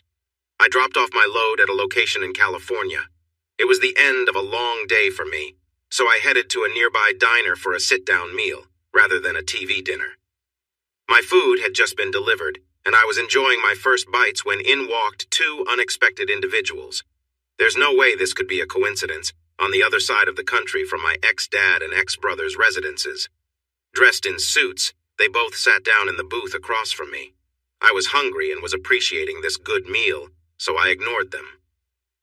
Dad tentatively began, "God, Quinn, you have no idea how challenging it was to find you. How have you been?" I didn't even look up. It irritated Brandon that not only had I caused him to drive Tamara to an empty house that evening, but disliked that I was ignoring our father. He decided to try his luck with me. "Look, Quinn, we've come a long way just to see you. That should count for something. We wouldn't be here if we didn't care. Why did you turn your back on us and just cut and run as you did?" I figured the banter could prove amusing, so I responded, "Come to collect on Tamara's child support? My attorney was supposed to deliver a lump sum check for the whole amount in full. Did you not receive it?" I sarcastically inquired. "Do you think I care anything about your paltry child support?" "Really? Then why did you cash the check?" I chuckled. "Look, Quinn," Dad inserted, "we didn't come here to argue. We came here to make you an offer. All 5 of us miss you terribly, especially Tamara. That wasn't right what you did to her. It leaves emotional scars when a daughter is rejected by her father. She thinks it's all her fault that you left. Not only that, dozens of plant workers ask Brandon and me every day where you are and when you're coming back. We had no idea how influential you were with everyone at the plant. They all seem to think of you as their best friend or something like that. We want you back, son. We need you to come back. We're prepared to double your salary if you come back with us today. You can stay with your mom and me until you get settled again. It won't cost you a dime. You can't beat that now, can you?" "Come back?" I questioned. "Why? So you can humiliate me some more? Or betray me all over again? No thanks. I'm quite happy where I'm at, thank you." "Is that why you think we're here? You're a unique presence, son, and have made a positive impact on the morale of your co-workers. If not for us, come back for them. What if we sweetened the pot even more? How about a starting salary of 2.5 times your previous amount?" "That's nothing to sneeze at, Quinn. Think about it for a minute, please," he pleaded. They seemed desperate, and I had no idea why. However, my mind was made up. "Remember back when you 2 wrestled me into that chair and had that whore duct tape me to it? As I recall, she offered me $500,000 to take her back and let her fuck me. $500,000. If I turned down $500,000, what makes you think I'd be interested in coming back to work for the peanuts you're offering?" I was given 3 options that day. As you can see, I've chosen option number 3. I'm divorcing that whore's ass, and I don't need a stinking penny from any of you. Pay somebody else to fuck the whore. She isn't worth it to me. "Why, you damn sissy faggot!" Brandon exclaimed. Apparently, he had become offended at something I said. He moved to grab me from across the table when 2 of my fellow truckers stepped up to our table. "Is there a problem here, Quinn?" one of the truckers asked. "I don't know. Is there?" I inquired as I looked Brandon in the eye and said, "It's impossible to repeal the law of retribution, and one of these days it's going to catch up with you." "Come on, Brandon," Dad urged. "He's obviously not ready to listen to reason. Let's get out of here." The 2 of them unceremoniously left the premises. I thanked my friends for their assistance. It still puzzled me why they pressed me so urgently to return. There's a piece of the puzzle I'm not seeing. Meanwhile, Louisa and I were growing closer every day, FaceTiming on our phones, even though we were thousands of miles apart. We made contact nearly every night so we could see each other while we talked. If there was another man involved in Louisa's life, I saw no evidence of it. 3 weeks later, I was in Texas under similar circumstances. After dropping off a load, I was at a luxury full-service truck stop. I had planned on a great steak dinner followed by a shower and shave as my truck was being fueled and inspected. I had just sat down at my table when I was again surprised, this time by Tamara, who grabbed my neck and hugged me fiercely. She was crying. Tears of joy? I too was happy to see her and hugged her back just as strongly. She was an attractive young lady and was garnering her share of attention in the room. "What are you doing here, Tamara? I know you didn't come to Texas all by yourself. How on earth did you find me?" I queried. "Mom and your brother are outside in a rental car, see?" She waved to the parking lot, and I saw the whore wave back with a big smile on her face.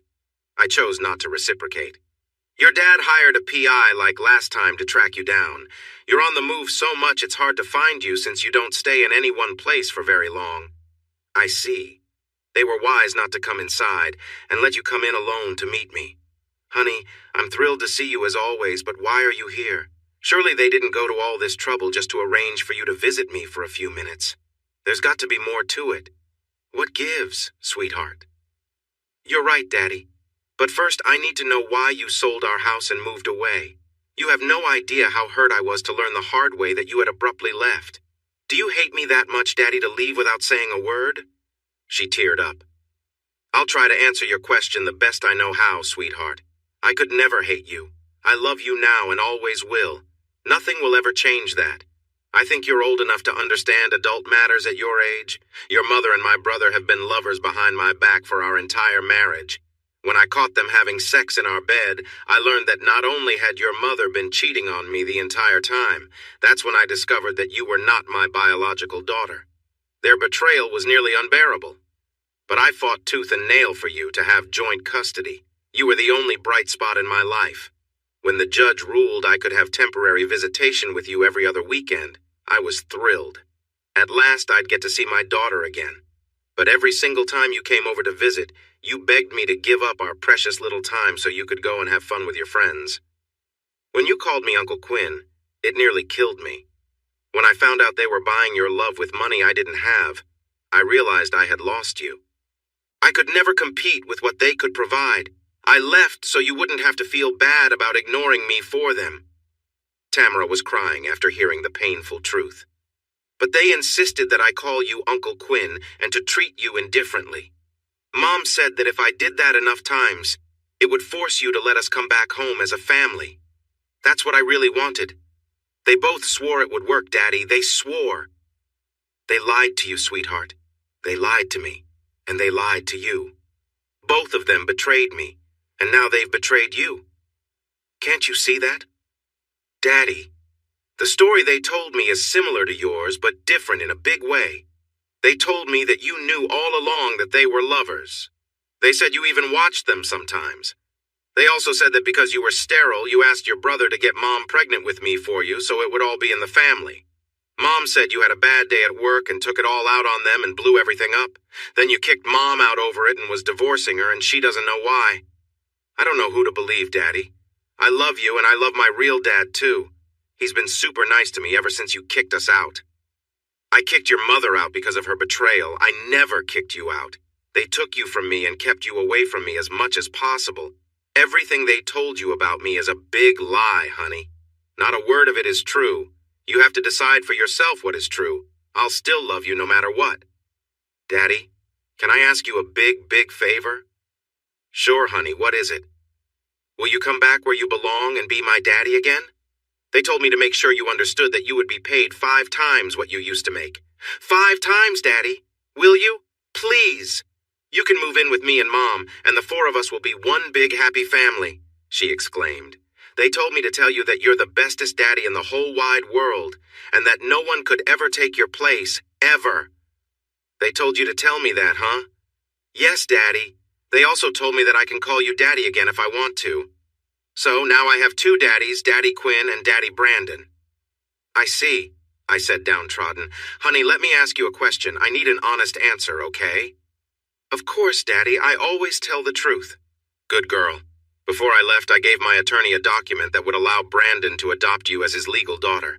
In other words, I would be asked to give up all claims to you as my daughter, and he would be your legal father from then on.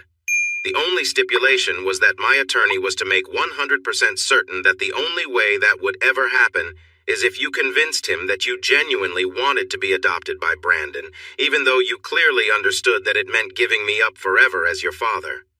So now I ask you, Tamara, have you been adopted by my brother Brandon? Is he your legal father now? She looked down at the table, averting her eyes from my gaze, and nodded. So the only reason you're calling me Daddy right now is that they told you to, not because you view me as your father any longer, right? She remained silent and nodded again. Thank you, sweetheart, for telling me the truth. I still love you. I kissed her on the forehead. Honey, I've lost my appetite. I placed 2 $100 bills on the table. Dinner for you and your real parents is on me. Enjoy. Now, if you'll excuse me for a minute, I need to visit the restroom. I passed by the restroom and slipped out the side entrance, stepped up into my truck, and headed off to find a different place to eat. I had no desire to further engage the source of my pain and humiliation. I have a clean reputation in my new job, and I aim to keep it that way. Becoming involved in physical violence wouldn't look good on my employment record. 2 weeks after my encounter with Tamara, I was just finishing up a nice supper after dropping off another load. As I exited the diner, I was approached by a man in a nice suit. Sir, may I prevail upon your time for a few minutes? The mystery gentleman kindly asked. And just who might you be? I requested. My name is unimportant. I'm requesting that you meet with my boss over in the limousine. He's very anxious to meet you. No harm will come to you, I assure you. He said to tell you that this is a meeting you do not want to miss. Perplexed at the mysterious aura of the situation, I had plenty of time to kill before retiring for the night. Why not? I conceded. He walked me over and opened the rear passenger door. My heart fluttered for all it was worth. Louisa! I cried out. And Grandpa! I have never been happier to see 2 people in all my life. She hugged my neck and wouldn't let go. We had grown quite close through our calls. What's going on, Grandpa? Why are you 2 here? I'm not complaining, mind you. I'm thrilled to see you both, I bellowed. The driver closed the car door once I was inside. Louisa and I unabashedly kissed before Grandpa had a chance to get a word in. He waited patiently with a smile as we reconnected. Quinn, my boy, how have you been? You look good.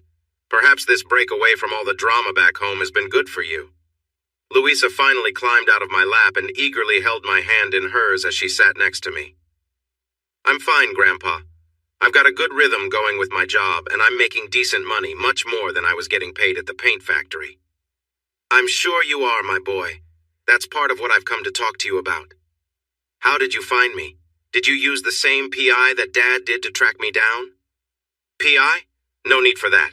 All I had to do was ask Louisa. She knows where you are at all times. She keeps pretty good tabs on her man. When I told her I was coming to see you about a matter, she said the only way she would tell me where you were is if I brought her with me. And I'm glad you did, I exclaimed as I gave her another kiss. What was it that you came to see me about, Grandpa? You might not believe this, Quinn, but I've come to ask you to return to work at Donner Paints, he said with a chuckle. Not you, too. My ex-father and ex-brother already asked me and offered me over double my old salary to come back. Then a couple of weeks ago, Tamara, Brandon, and Faye found me again and offered me 5 times my salary to return, but nobody will say why, other than to boost company morale. And I don't buy that for a second. You're a smart man, Quinn. Manuel, why don't we go for a drive while we talk? Yes, sir. Anywhere in particular? Manuel inquired. Why don't we make a big loop, eventually ending back up here? He requested. And off we went. Quinn, I'm sure you have many questions, and I hope I have enough answers for you. But rather than go through a quanda session, I'd prefer that you indulge an old man and hear me out before you start asking questions. I hope to clear up many things for you. Sure, Grandpa. Anything you say. Having Louisa here with me is a blessing. Please take your time, I humorously insisted. Your grandmother and I, God rest her soul, did our best to raise your father. Because he was an only child, he became spoiled. She would allow him to get away with anything while I had a more disciplined approach. As he aged, he became more arrogant and self-serving. When he married your mother, I had hoped she might influence him to become a better man, but that never happened. After you two were born, I noticed how differently he treated his children. In the early years, I knew you as their daughter at first, then suddenly you became a tomboy or dressed as a male. Regardless of your gender, in my opinion, your father treated you poorly compared to Brandon. You seemed to be the underdog who was being held back by both of your parents. When I was apprised of the full story, I became very angry with your mother. Then I found out only recently about your hormone treatments. Grandson or granddaughter, it didn't matter. You are my grandchild, and that is what is important. The reminder of what my mom had disclosed that day at their house became fresh in my mind, angering me all over again. He could see my negative expression and continued, I know, it wasn't right. What they put you through was terrible. But what's done is done. You can't unring the bell. I asked you out to my farm every summer for 2 reasons. One was to afford you a break from your parents' atrocious behavior toward you, and the second was to allow you and me to get to know each other better and form a bond.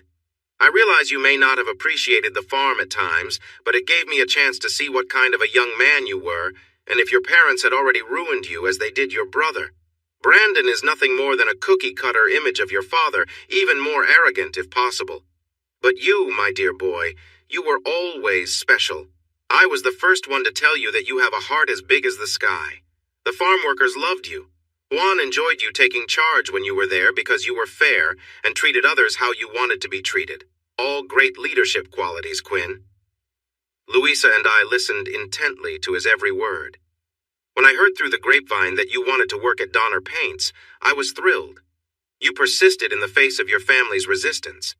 When I talked to your father about it, I suggested you be placed in the various stations for a year or better to learn everything there was to know about the positions and endear yourself with your co-workers. You have a knack for connecting with others on a personal level that elicits devotion and respect. What I didn't know until recently was the disparate low salary you were paid compared to your brother. I was enraged when I found out, and amazed that you'd stayed as long as you did. You might not know this, but your great-uncle was Everett Donner. He was married to my older sister. He and I started Donner Paints from scratch. After a few years, he succumbed to the bottle and alcoholism took him. I bought out his half of the company but decided not to change the name. I became the CEO and managed day-to-day operations until your father received his college degree and came to work for me. As the COO, I gave him more and more responsibility over time until I essentially allowed him free rein. I never abdicated my title as CEO but changed my focus toward the farm. My parents had a 40-acre spread when I was raised there, and I increased the acreage over time, building it up to what it is today. I prefer the simpler farm life to the hustle and bustle of the business world at the paint company. I'm sure you'll never forget that family reunion you last attended where you were restrained and emotionally browbeaten by your family. If you recall, I was out of town that weekend at a cattle auction. I suspected that something might happen that day since you had split from Faye, so I involved one of my cousins, Jerry. I tasked him with keeping an eagle eye on you, never letting you out of his sight. He followed you into the house unseen and stood outside the room where you were restrained. He quietly cracked the door open slightly and recorded the entire event on his cell phone. As you were leaving, he said he barely made it out before you did. He thinks you may have seen him. Jerry sent me a copy of the recording. I was never angrier in my life to learn all the histrionics of their debauchery against you. Yes, your mother was the instigator, but your father should have stood up for you and protected you from her. I fault him for enabling her treachery. I waited quietly in the wings to see what decision you would make. I'm proud that you stood up for yourself and removed yourself from their toxic manipulations. However, that puts things in a difficult spot for me. You see, I am still the CEO and own 100% of the stock in Donner Paints. When I discovered that you had left the state, I wanted you back. I charged your father to get you to return or there would be consequences. When his first attempt was unsuccessful, he sent Tamara, Faye, and Brandon to talk you into returning. What you may not know is they were planning to take you by force if necessary and drive you back in the trunk of their car. There were 2 other men with them in another car. When you cleverly slipped away from them, you thwarted their efforts to kidnap you. When they returned empty-handed, I felt I had no other choice. I fired your father and brother on the spot. When a good son and brother like you despises his father and brother so strongly that he refuses to return to work with them, even when tempted by a 500% pay increase, that speaks volumes about the abject failure of their leadership. I had originally planned on leaving my shares of the company to your dad when I died and hoped he would pass it on in equal shares to you and your brother when he passed on. I see now that would be a terrible mistake for the long-term future of the company. So, here's my proposition to you, Quinn. You know that company inside and out better than anyone else I can imagine. If you will return to run the company, I will make you the new COO to lead the company according to your vision. Your starting salary will be what your father had been earning plus 10%. If, after 1 year, I see the fruitful results of your leadership that I expect to see, I will then make you CEO and transfer all of my shares of stock to you. I'll retire completely and run the farm that I love so well. You'll do a great job of it, I'm certain. It's the least I can do to compensate you for the suffering you withstood growing up the way you did. If you'll accept, I've already secured you a beautiful and efficient personal assistant who is anxious to help you achieve outstanding success. She's sitting right next to you, holding your hand. There's an old saying, Quinn, the best time to plant a tree is 10 years ago. The second best time is right now. What do you say, my boy? You in. In an instant, my life had gone from pathetic to being on top of the world. This was an opportunity of a lifetime. I had no idea that Grandpa owned Donner Paints. I'd never met a more humble man. He never made a show of his wealth. A million thoughts were running through my head. Almost as good as being offered this opportunity was having Louisa by my side. Grandpa, I don't know what to say. I'm shocked to say the least. If you have that kind of confidence in me, how can I say no? I'll do my very best for you. But can I count on you for advice from time to time? I'm certain that there are a lot of management issues that may come up, and I'd sure like to have you as my resource. Of course, my boy. For that first year, I'll be available to assist with your transition in any way I can. But I don't believe it will be as challenging as you may think.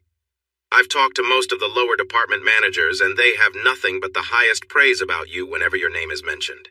And don't think I don't know about all of your inventions and other contributions you've made to plant efficiency that your brother took credit for. Think of this as a return on investment for paying your dues. You deserve it, Quinn. I looked over at the woman that I had loved for many years but was just now able to fully realize it. Louisa, are you sure you're ready to jump in this with me? It will be scary for us both. Quinn, just like Rose said to Jack in the movie Titanic, you jump, I jump, right? I'll work my ass off to learn my job, and I swear by all that's holy that you'll have the most supportive assistant the world has ever known, she said with loving devotion in her eyes. I pushed my hand out to shake his hand. Grandpa, if you're willing to bet the company on us, we're willing to give it everything we've got. You've got yourself a deal. We can't thank you enough. No thanks needed, Quinn. That's what family is supposed to be for. I'm sorry you were shortchanged with your parents, but I'm happy to be here now to correct that mistake. Manuel, take us back to where we picked up Quinn. I'm sure you'll need to turn your truck in and make a clean exit from your present job. Catch a flight from anywhere to get back home. It's a reimbursable expense. Louisa, I don't think I need to ask, but are you coming back with me, or are you returning with Quinn? You're right. It would take 10 sticks of dynamite to pry me away from his side now, she chuckled. Louisa and I consummated our love that night in the sleeper cab of my truck. Not the roomiest place to make love, but certainly one of the coziest. We were an unimaginably perfect fit. It took me 2 days to make the return run back to Kentucky and drop off my truck. I told them to let the next driver have the fridge, microwave, and TV if he or she wanted them. Louisa insisted that I move in with her on the farm just until we worked out the logistics of where we'll live and raise our family. That's right, I said we. I proposed to her without a ring, and she enthusiastically accepted. We'd marry just as soon as my divorce from Faye was finalized. Grandpa met me on my first day on the job at the plant. He made certain that the HR department was fully aware of my new status and authority within the company, second only to his. I wanted to hit the ground running. I took 3 days to become familiar with how the finances of the plant were structured so that I could make informed decisions as to the direction of the company in light of any perceived financial impacts. Louisa took to her role as a duck to water. No one got to me except through her without an appointment. This gave me uninterrupted time to plan future operations. Later in the week, I held a meeting with all the department heads who applauded me for being at the helm.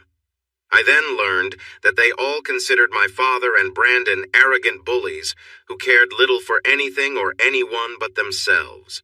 Knowing me as they did, they were pumped up with enthusiasm for the future.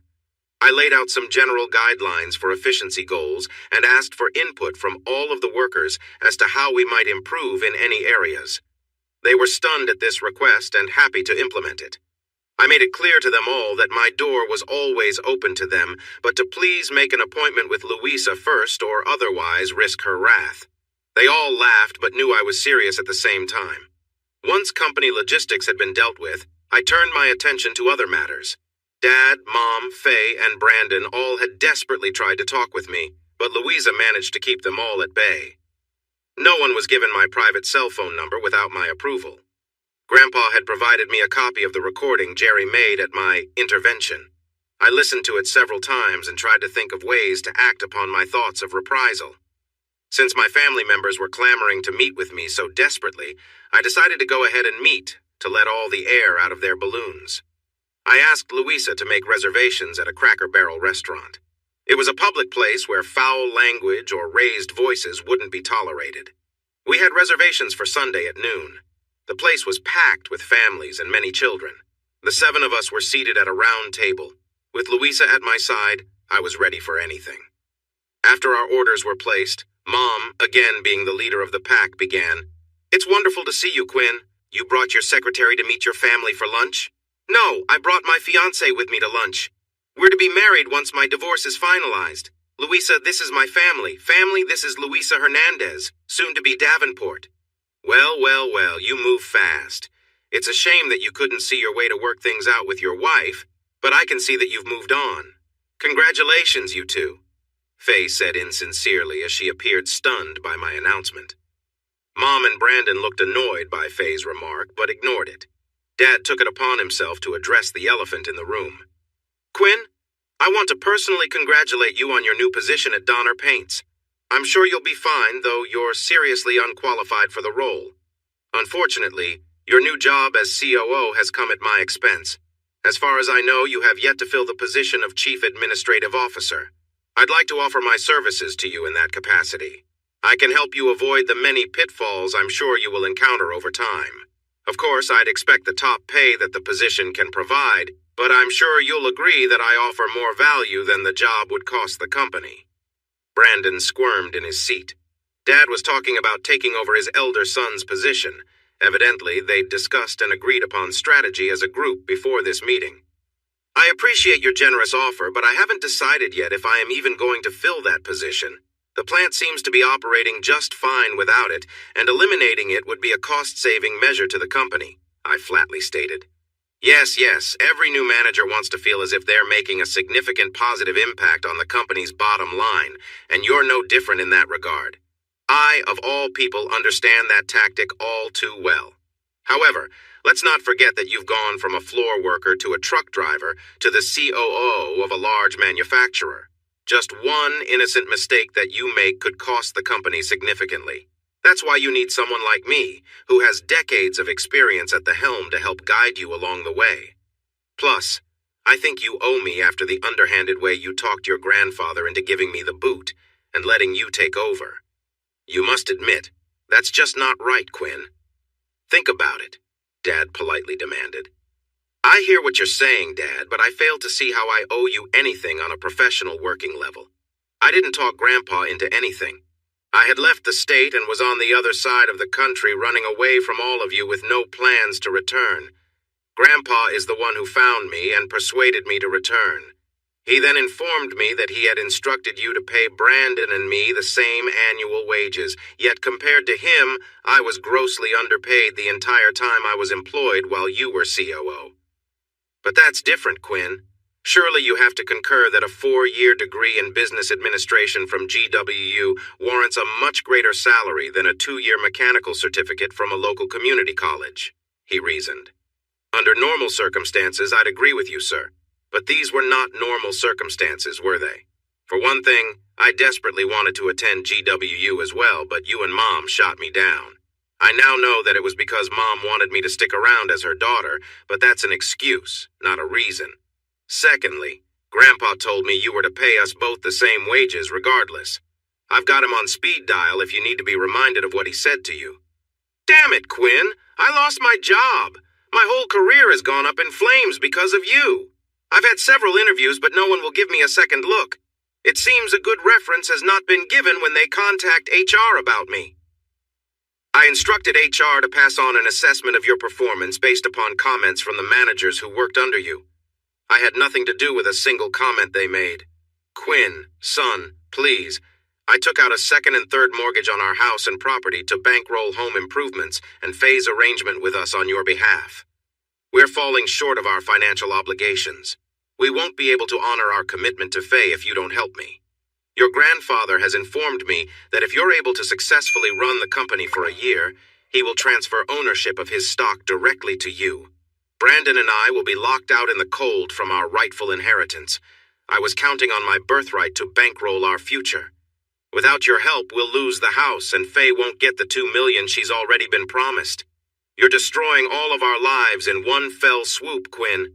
We raised you to be better than this. Show your family some compassion, he entreated. You mean like the compassion you and Mom showed me when I was unwittingly administered puberty blockers and female hormones? Or the compassion when you gave my brother a brand new expensive Corvette performance car for his graduation present while I received a 3-year-old used Nissan Versa? How about the compassion I was shown when you grabbed me and restrained me against my will when you tried to coerce me into your demented plans for my life? That kind of compassion, Dad? He had the good sense to look away. Mom resented my impertinence. Your father and I gave you life, Quinn. We raised you to be a better person than what we see here today. Person? You simply cannot bring yourself to call me a man to this day, can you? Yes, you gave me life, but ever since that day, it seems as though you've done everything possible to extinguish who and what I am. A man. I'm a man, Mom, whether you accept it or not. What about me, Quinn? Brandon blurted. I shared the love of my life with you. I gave you my daughter, for heaven's sake. Everything important to me I either shared or gave to you. I didn't hold you back as they did. It's not my fault that Dad gave you that Versa and not a car like mine. I didn't determine your rate of pay. Why are you punishing me along with them? If you hire me back in the Chief Administrative Officer position, the job I've held for years, I could help you grow the company according to your vision, Quinn. We could be the unbeatable team of the Davenport brothers, ready to take on the world. Yes, you gave me everything, ex-brother, except the truth. What you gave me was a pack of lies, which makes you a thief and a liar. You stole Jenny from me when we were engaged to be married and intentionally ruined our wonderful relationship. You stole from me an exclusive relationship with Faye, who purported to love only me. You stole the belief that I had a biological child and deceptively passed yours off as my own. You stole my thunder at work by taking credit behind my back for my efficiency improvements, claiming they were ideas that you had directed me to implement. I had no inkling you'd done that until Grandpa told me. You stole from me way more than you ever gave me, Brandon. He, too, had nothing to counter my assertions and grew quiet. Faye decided to make her plea. Quinn, honey, I want you to think about something. Think about the 15 blissful years we had as husband and wife before you discovered Brandon's involvement. Before you blew up our lives, weren't we both happy? I mean, genuinely happy? They were the best years of my life as well, Quinn. Not just yours. You may not believe that I could love you and still do what I did. You're wrong. I love you more than life itself. You ripped the heart out of my chest when you cast me aside so callously. I can't help but love you, damn it. You're too wonderful of a man not to. Listen to me, Quinn Davenport, and you listen to me good. I'll cast everything and everyone else in my life aside right now if you'll allow me to make you the happiest husband alive. I did it once before, and I can do it again.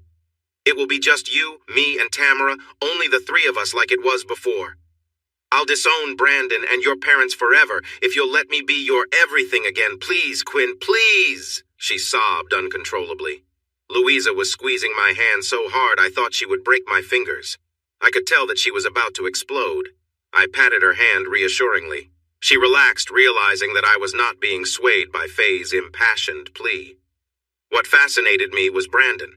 How on earth could he sit still after the woman he'd conspired to be with for years had profusely professed her profound love for me was beyond me. Was this all more staging for my benefit? Faye, your betrayal hurt the most. I had become accustomed to my mom, dad, and my brother's indifference to my feelings as I was growing up.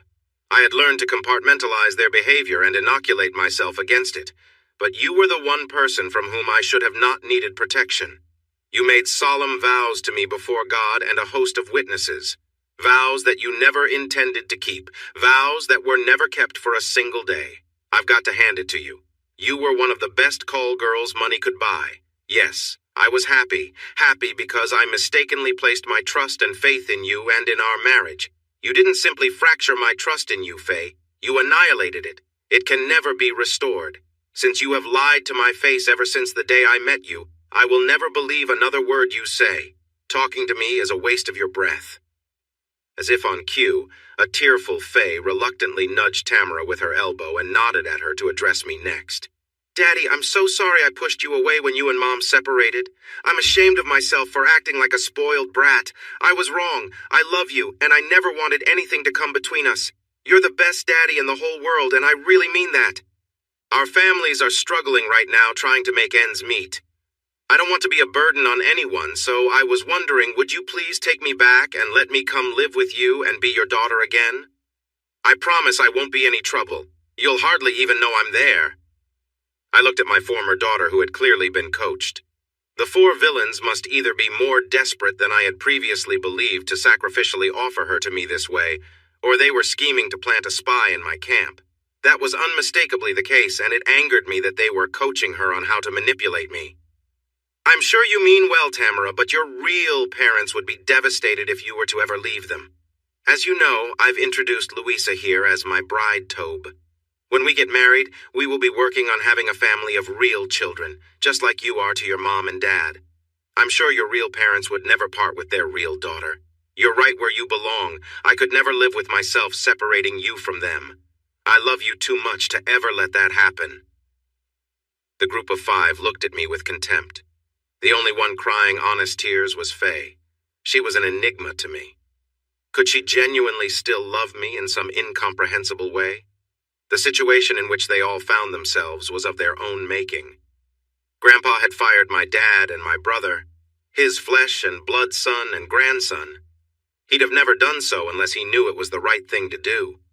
If I were to hire either of them back for any reason, it would seriously undermine Grandpa's confidence in my ability to perform the job he tasked me with.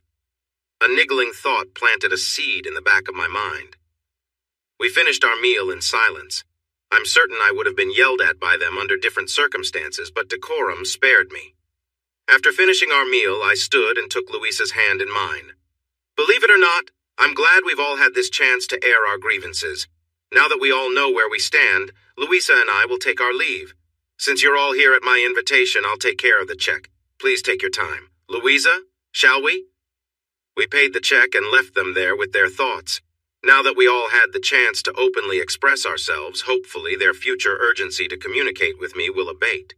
Besides, now I have several tasks to take care of. I instructed our HR department to treat Brandon the same as my father concerning recommendations. Any calls requesting references would not be met with appealing responses. Unable to secure another high-paying position in a large business, he took a job as an assistant auto parts store manager. I wanted some serious retribution on the woman who betrayed me the most. I took 2 measures to impact her directly. First, I sent a copy of the recording Jerry made during my intervention. Faye's admission that everything said was 100% true got her fired from her job for FMLA fraud. Her employer also sent notices to all other dentists and orthodontists in the county. No one else would hire her in that field. She finally landed a job as a bank teller, but I wasn't done. On the advice of my attorney, I stopped the divorce action against Faye. Then we turned right around and filed for an annulment owing to the fraud and deception that had been perpetrated on me from the very beginning. That recording was worth its weight in gold. An annulment would be as if we had never married. She would be forced to resume her maiden name, Dunham at least, until she married Brandon. I realize it was petty, but just the aggravation I was causing her by having to go through that process made me smile. My attorney managed to arrange an initial hearing quickly. The judge had listened to the evidence but ordered verification of Tamara's paternity via DNA analysis before proceeding. I was happy to oblige. Dad remained unemployed, Mom had never worked, and Brandon had taken a huge cut in his income, yet neither had put their lavish homes up for sale. Faye's bank teller income couldn't be keeping Brandon afloat. It would be spent primarily on Tamara. I would have thought that some downsizing might have been in order for both households. Yet they still maintained their memberships in the expensive, prestigious country club to which they belonged. Something wasn't adding up. My thoughts began to crystallize. The following day, I hired a forensic accountant to analyze the company's financial records, searching for any anomalies. I instructed my staff to allow them access to any records and information that was requested. I made it clear to them that nothing was to be withheld. 2 weeks later, a comprehensive report revealed that over the past 20 years, slightly more than $7 million had been embezzled through 2 shell companies that existed only on paper. These 2 entities were presented as suppliers of raw materials used in paint manufacture. However, the materials purported to be provided were duplicates of other genuine invoices for legitimate materials received and used.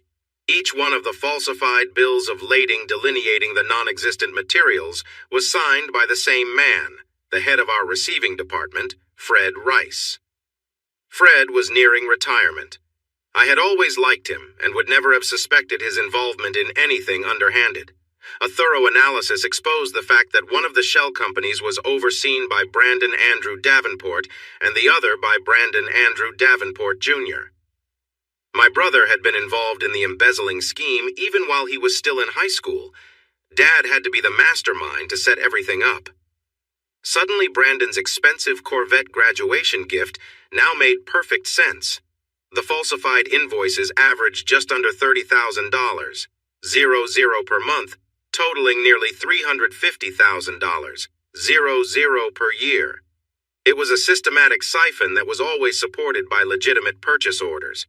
When I finally presented all of the evidence to Grandpa, every I was dotted and T was crossed.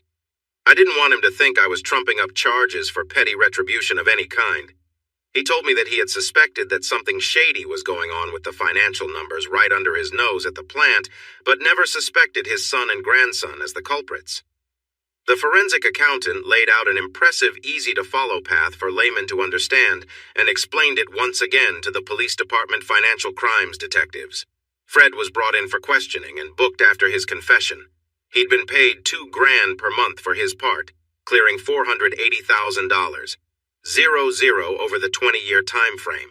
What was most interesting is that Fred had continued signing and processing the fake materials receipts even after Dad and Brandon had been fired. Here they were pleading poor mouth to me while they were still being remunerated like kings. Grandpa, as the CEO, sadly pressed formal charges against the 3. They were arrested, charged with felony theft, and released on low bail since the crimes they were accused of committing were non-violent. I fully expected some scathing responses from them, but I had no idea what form it might take. Louisa was prepared to deflect them should they call the office, but there wasn't a single call attempt from any of them. It was eerily unsettling.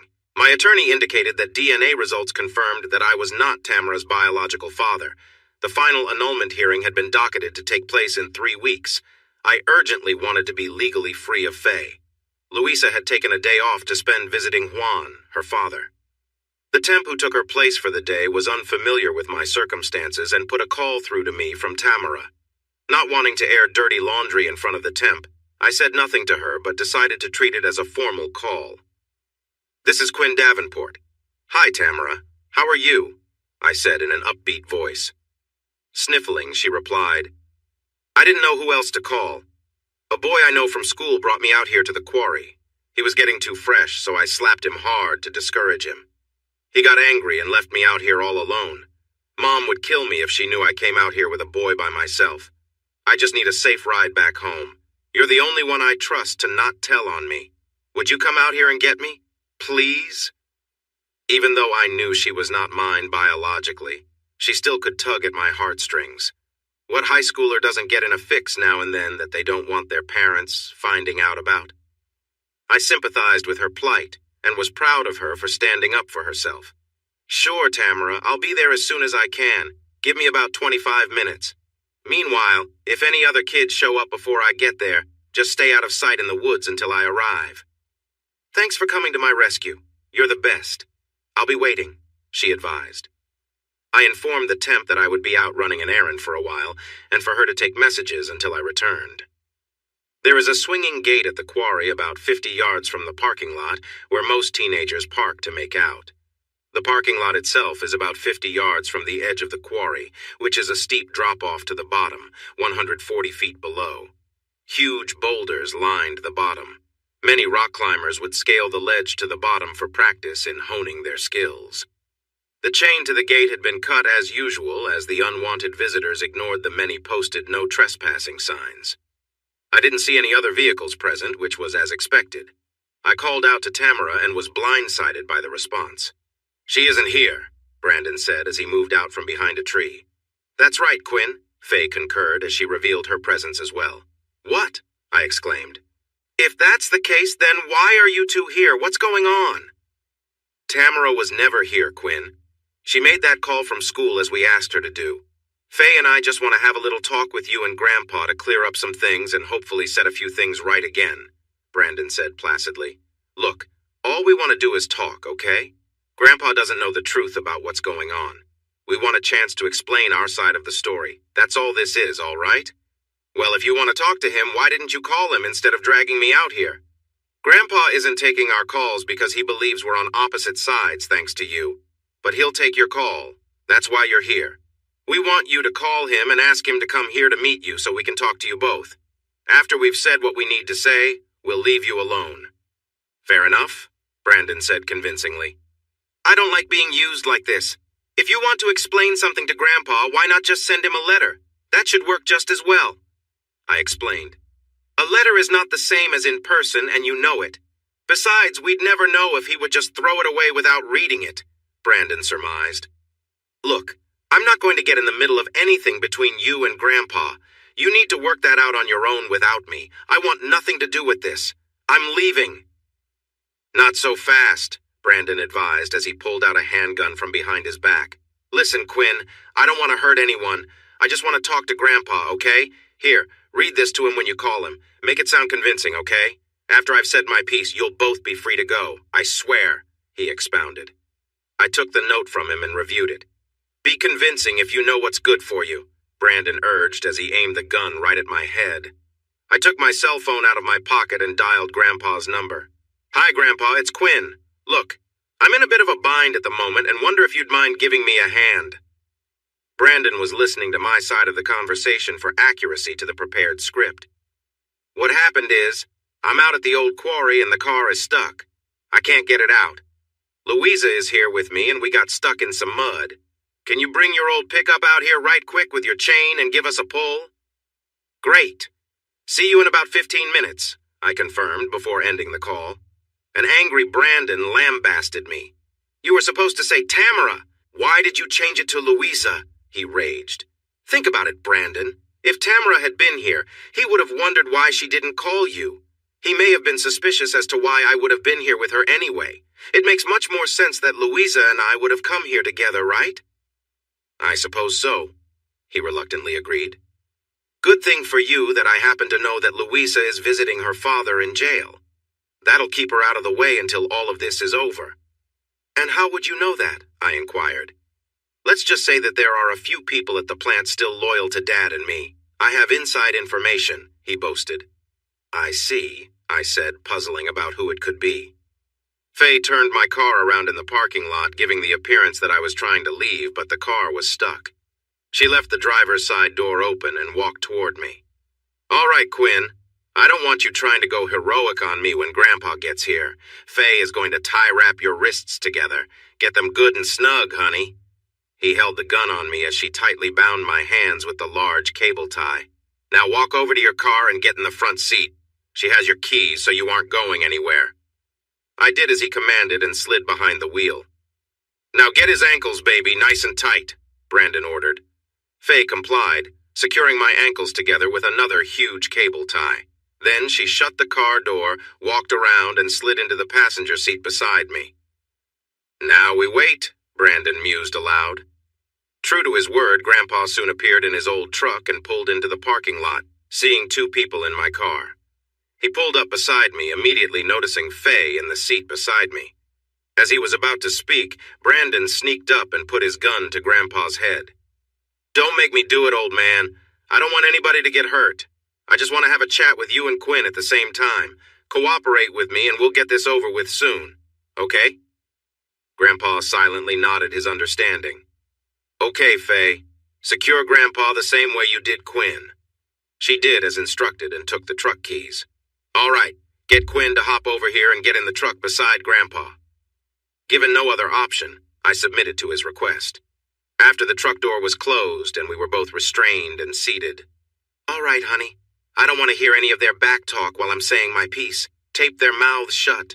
She complied. While she was doing that, Brandon dropped down behind one of the front tires and loosened one of the hydraulic brake bleeder valves. Of course, we could not see what he was doing. After both of our mouths were silenced, Brandon began his speech. Dad and I are completely fed up with you two. You've tried to destroy our lives and we're about to have our revenge. I don't know what you said or did to get Grandpa to turn on us, Quinn, but it ends today, right here and now. You just couldn't leave well enough alone, could you? When Dad and I began using the plant as a cash cow, he felt it was owed him. He worked hard for many years, yet you greedily wouldn't let go of a stinking share of stock, would you, Grandpa? That's right, Quinn. Dad brought me into his plan because he knew he could never trust you, the pansy of the family, Mom's favorite daughter. Even today she dreams about the two of you frolicking around dress shopping together. He laughed mockingly. So all we did was get what was coming to us anyway. We've done things you never dreamed of. Dad and I have gone to Vegas many times to engage in high-stakes gambling. We lost most of what we had in the bank, but were treated like royalty. I've screwed more gorgeous hookers than you can imagine, and Dad has had his share of paid pussy as well. An upset Faye yelled, You had hookers? Both of you? How could you? You never told me anything about that. Oh, come on, Faye. What did you expect? Did you think I would be happy with just the 3 times a week you and I hooked up? Hell, you fucked Quinn silly every single day. I needed more than what you were able to give me. That should come as no surprise to you. You're the mother of my child. Sure, I agreed to remain single and not marry until Tamara turned 18, but I never promised to remain exclusive. Brandon turned his attention back to Grandpa. Dad and I went through money like water. We realize now that we should have socked away a chunk of it but never imagined things would turn out as they have. But there's still time to fix everything. Dad has checked. Our sources say that while you haven't signed over your shares to Quinn yet, they're earmarked to go to him in the event of your demise. He continued, Well, your demise is about to happen sooner than you planned, old man. You're both about to die. The truck brakes no longer work. Your emergency brake hasn't worked in years. The storyline will be that the two of you met here for a talk. Then the truck popped out of gear, and before you could get out, it went over the cliff, crashed on the bottom, and caught fire, killing you both. Don't worry, we'll hold grand funerals for you two. Grandpa, when you die, all shares will go to Quinn. With Quinn dying while still married to Faye, she will inherit everything. Once she has everything, we'll say that we were framed and produce records to back that claim up with our own records that will show you were blackmailing Grandpa. That way, all charges will be dropped, I'll marry Faye, and we'll have it all. That's why this has to happen before your stupid annulment takes place. A few more weeks and it will be too late. You forced my hand. I wish I could say I'll miss both of you, but we both know that's not true. Comfort yourself with this thought, Quinn. When I seduce Louisa and fuck her senseless, it will be my name she'll be screaming out in lust, not yours. Hell, I may even breed her and give your fiancé a baby as I did your wife, Faye. Brandon walked the 50 yards to the edge of the cliff where 5 plastic gallon-size used milk jugs had been filled with gasoline.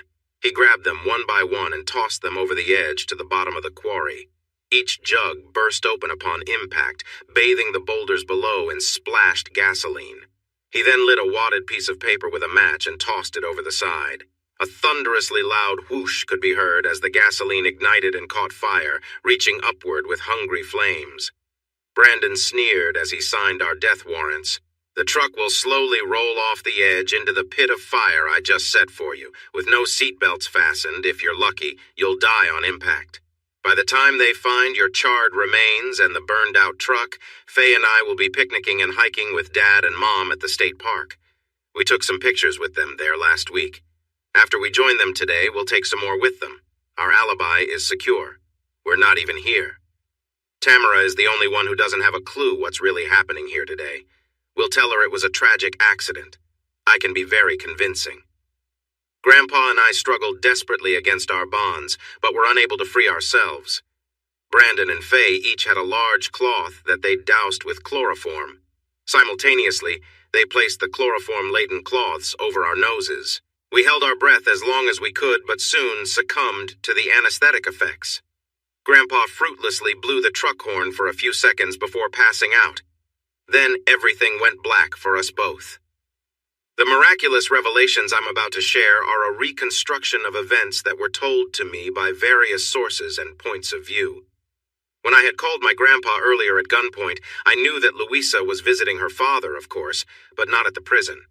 Her father, Juan Hernandez, had been released early from prison for good behavior that very day, and all three of them had returned to the farm to celebrate his freedom, a fact that Brandon and Dad must have been unaware of. I had hoped that by saying that Luisa was with me at the quarry, it would alert Grandpa that something was seriously wrong. Grandpa wanted to come alone to the quarry to meet whatever danger presented itself. There was no way in hell that Luisa wasn't going with him, and her dad wasn't allowing his daughter to be placed in harm's way unless he was there to protect her. Grandpa drove his truck and Luisa followed behind in her car with her dad as a passenger. She parked way back to avoid being seen and watched from a distance using binoculars. Brandon cut the cable ties from our wrists and ankles once we were rendered unconscious. Faye pulled the tape from our mouths, leaving no traces of our having been subdued. Brandon then started the truck engine, popped the transmission in neutral, and let it begin its slow, natural gravity descent toward the edge of the quarry, where we'd meet certain death. There was just enough slope toward the edge to allow the truck unfettered passage to its ignominious end. Brandon walked away from the scene and was nearing the gate that he'd pulled closed to prevent intrusions. He called for Faye to join him as they had a long walk to where he'd concealed his car. Faye seemed stuck in her shoes. He yelled for her again to catch up with him. Then Brandon heard a twig snap, which made him turn his head. As he looked up the road leading to the quarry, he caught a glimpse of a person running faster than he'd ever seen a human body move before.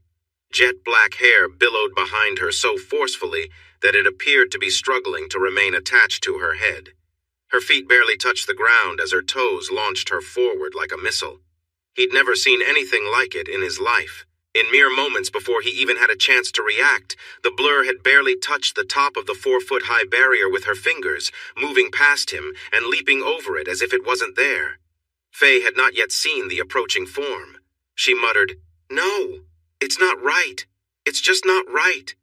Maybe he deserves to be punished, but he doesn't deserve to die." Knowing it would be futile to try to jump in the truck and attempt to use the brakes, Faye ran to the passenger door, hoping to pull me out of the careening vehicle. The door was locked. Faye's eyes became as big as saucers as she realized that there was no stopping it.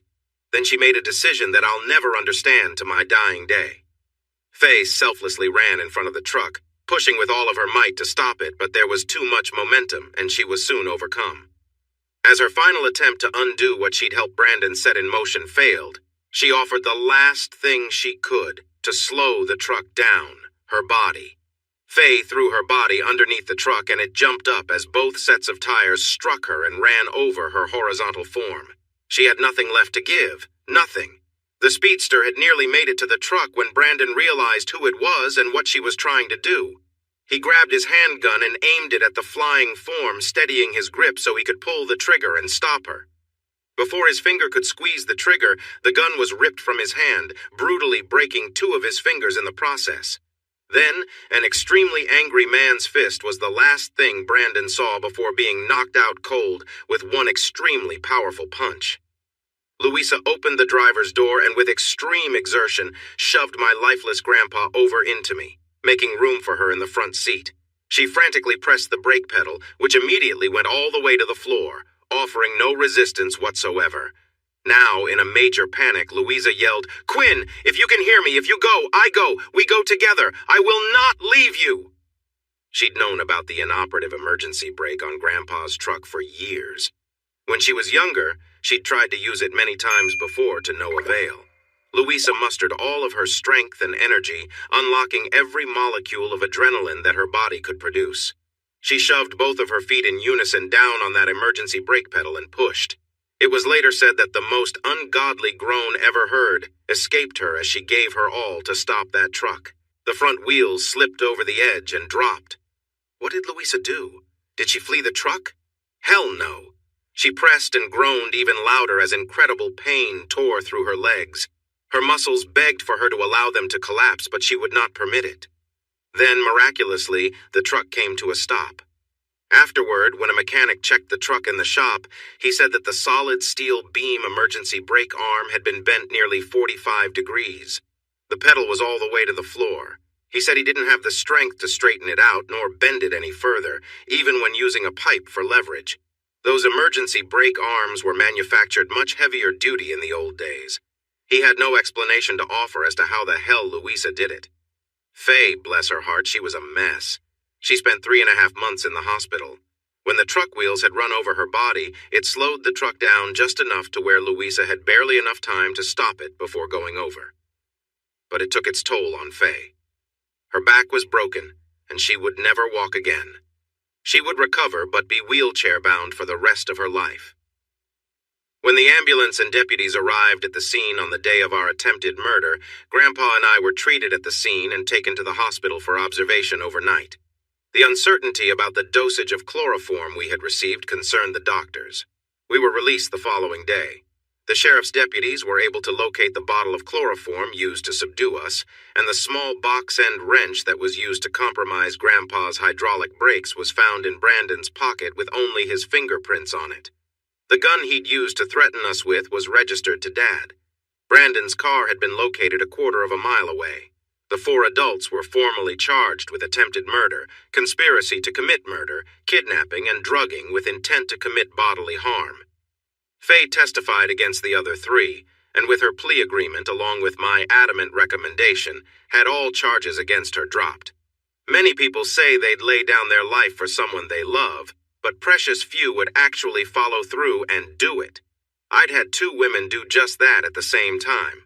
I would not have survived if either of them had not done what they did for me that day. Even though Faye had betrayed me in the worst possible way, she also willingly put her life on the line to save mine at the last moment. I didn't want her to spend years in prison. She'd be in a prison of her own for the rest of her life. My annulment sailed through the court without a hint of objection from Faye. I was a free agent. Louisa and I decided to wait until after all the legal family matters were settled before officially tying the knot. Tamara stayed with her aunt, Faye's sister, during the trials. She attended the proceedings, and her eyes were opened to their murderous plot. Tamara came to me sobbing uncontrollably after all the incriminating testimony had been given. "I'm so sorry, Daddy," she entreated. "Mom and Brandon told me that you had planted evidence against him and your dad in the company computer, falsely accusing them of stealing. While you were out of the office coming to meet me at the quarry, they said they would use that time to copy the real files from your office computer to expose your plot and exonerate them. They just needed you out of your office for a short while. So when I called you that day to come to the quarry to rescue me, the ruse would give them the necessary access time in your office. I had no idea they were lying to me, Daddy, I swear. I thought I was just helping them to clear their names. You were nearly killed, and I helped them do it. I never wanted you hurt, not for a second. I hate what they did to you. Please believe me," she bawled. My attorney successfully sued my parents and Brandon. They were forced to liquidate everything and ended up bankrupt with no other recoverable assets. The proceeds were split between me and the company. Grandpa excluded himself from the lawsuits so that I would receive more. The company would never see full restitution of the embezzled amounts, but judgments were made against them in perpetuity even after serving their sentences. Dad and Mom were sentenced to 20 years each for felony conspiracy with no time off for good behavior. Brandon was sentenced to life without the possibility of parole. As my final altruistic act toward Faye in light of her permanent disability suffered for trying to save my life despite everything else she had done, I took a small amount of the money awarded to me from the lawsuits and purchased a small home for her. I had a contractor go through the entire house to make it handicap-friendly. It took some convincing, but I finally talked Tamara into living with her mother and caring for her until she turned 18. Then, as an adult, she could make her own decisions from there. Faye was riddled with guilt and contrition and made it known at every opportunity. She wished Louisa and me every happiness and told Louisa she was getting the finest and most loving man she'd ever met.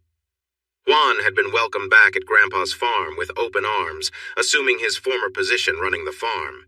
He told me he never regretted a moment spent behind bars for what he did, saying he only wished he'd taken care of Alejandro much sooner. He was not charged with assaulting Brandon at the quarry. He had prevented his daughter's murder, and the DA ignored Brandon's pleas to charge him.